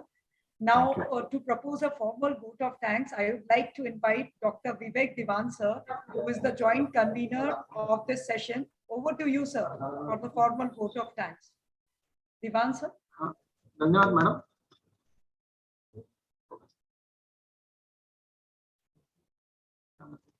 Neeraj Singh, आपका ये session सही में बहुत ही valuable रहा sir. जो actually social science के जो जितने भी जो फैकल्टी मेंबर्स है, सही में हमारी मैडम वजी दुबे मैडम बहुत बार करती रहती सबको गाइडेंस कैसा स्कोपस में करना है, लेकिन आपने स्टेप बाय स्टेप काफी अच्छी तरह से एलोबरेट किया और सभी को डेफिनेटली इसका फ्यूचर में फायदा होगा. आपने टाइम निकाल के, वैल्यूएबल टाइम निकाल के जो एक हमको गाइडेंस किया, इसके लिए मैं इंस्टीट्यूशन की तरफ से आपका आभार व्यक्त करता हूँ. और फिर से आप कभी और नए सेशन में कुछ और नया कुछ अच्छा बताएंगे. आपने एक बोला था जब भी कि कैसा लिखना है इसके बारे में भी बताऊंगा. ये तो आपने वो बहुत बड़ा मिसिंग, वो बहुत इम्पोर्टेंट है. वो यदि मिल जाएगा सबको तो सब जन लिखना शुरू कर देंगे. Definitely sir, definitely. चलो, thank you very much sir. Thank you very much Dubey madam. Thank you very much. So with this, thank you so much, Neeraj sir, for that. Thank you so much. Actually, you joined little earlier, and because we requested you for that, and thank you for all that help and support. Thank you so much, sir. And with this, we are going to end with this first day of the this particular workshop. And I would like to remind all the participants that tomorrow we will meet again at 11 a.m. in the morning for the second day of this national workshop. So thank you all the participants. Thank you everyone. Thank you all the resource persons. Thank you so much. Thank you. Thank you. We are ending the meeting. Thank you.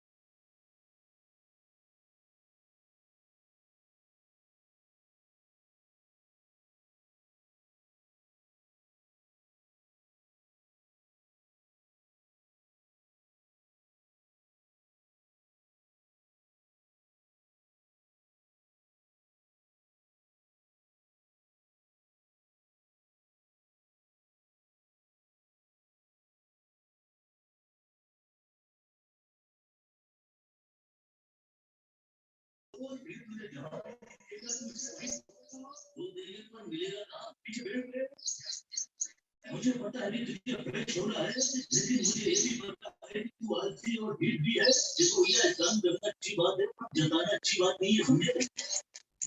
अरे ये कौन सा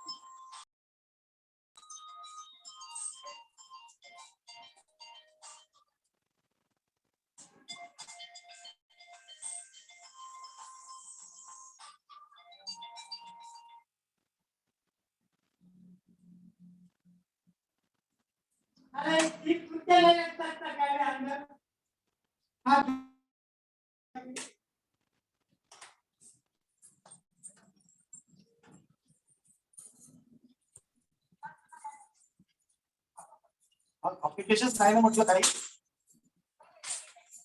बरं तुमच्याकडे परिलक्षक कोण आलं होतं त्याचं नाव काय?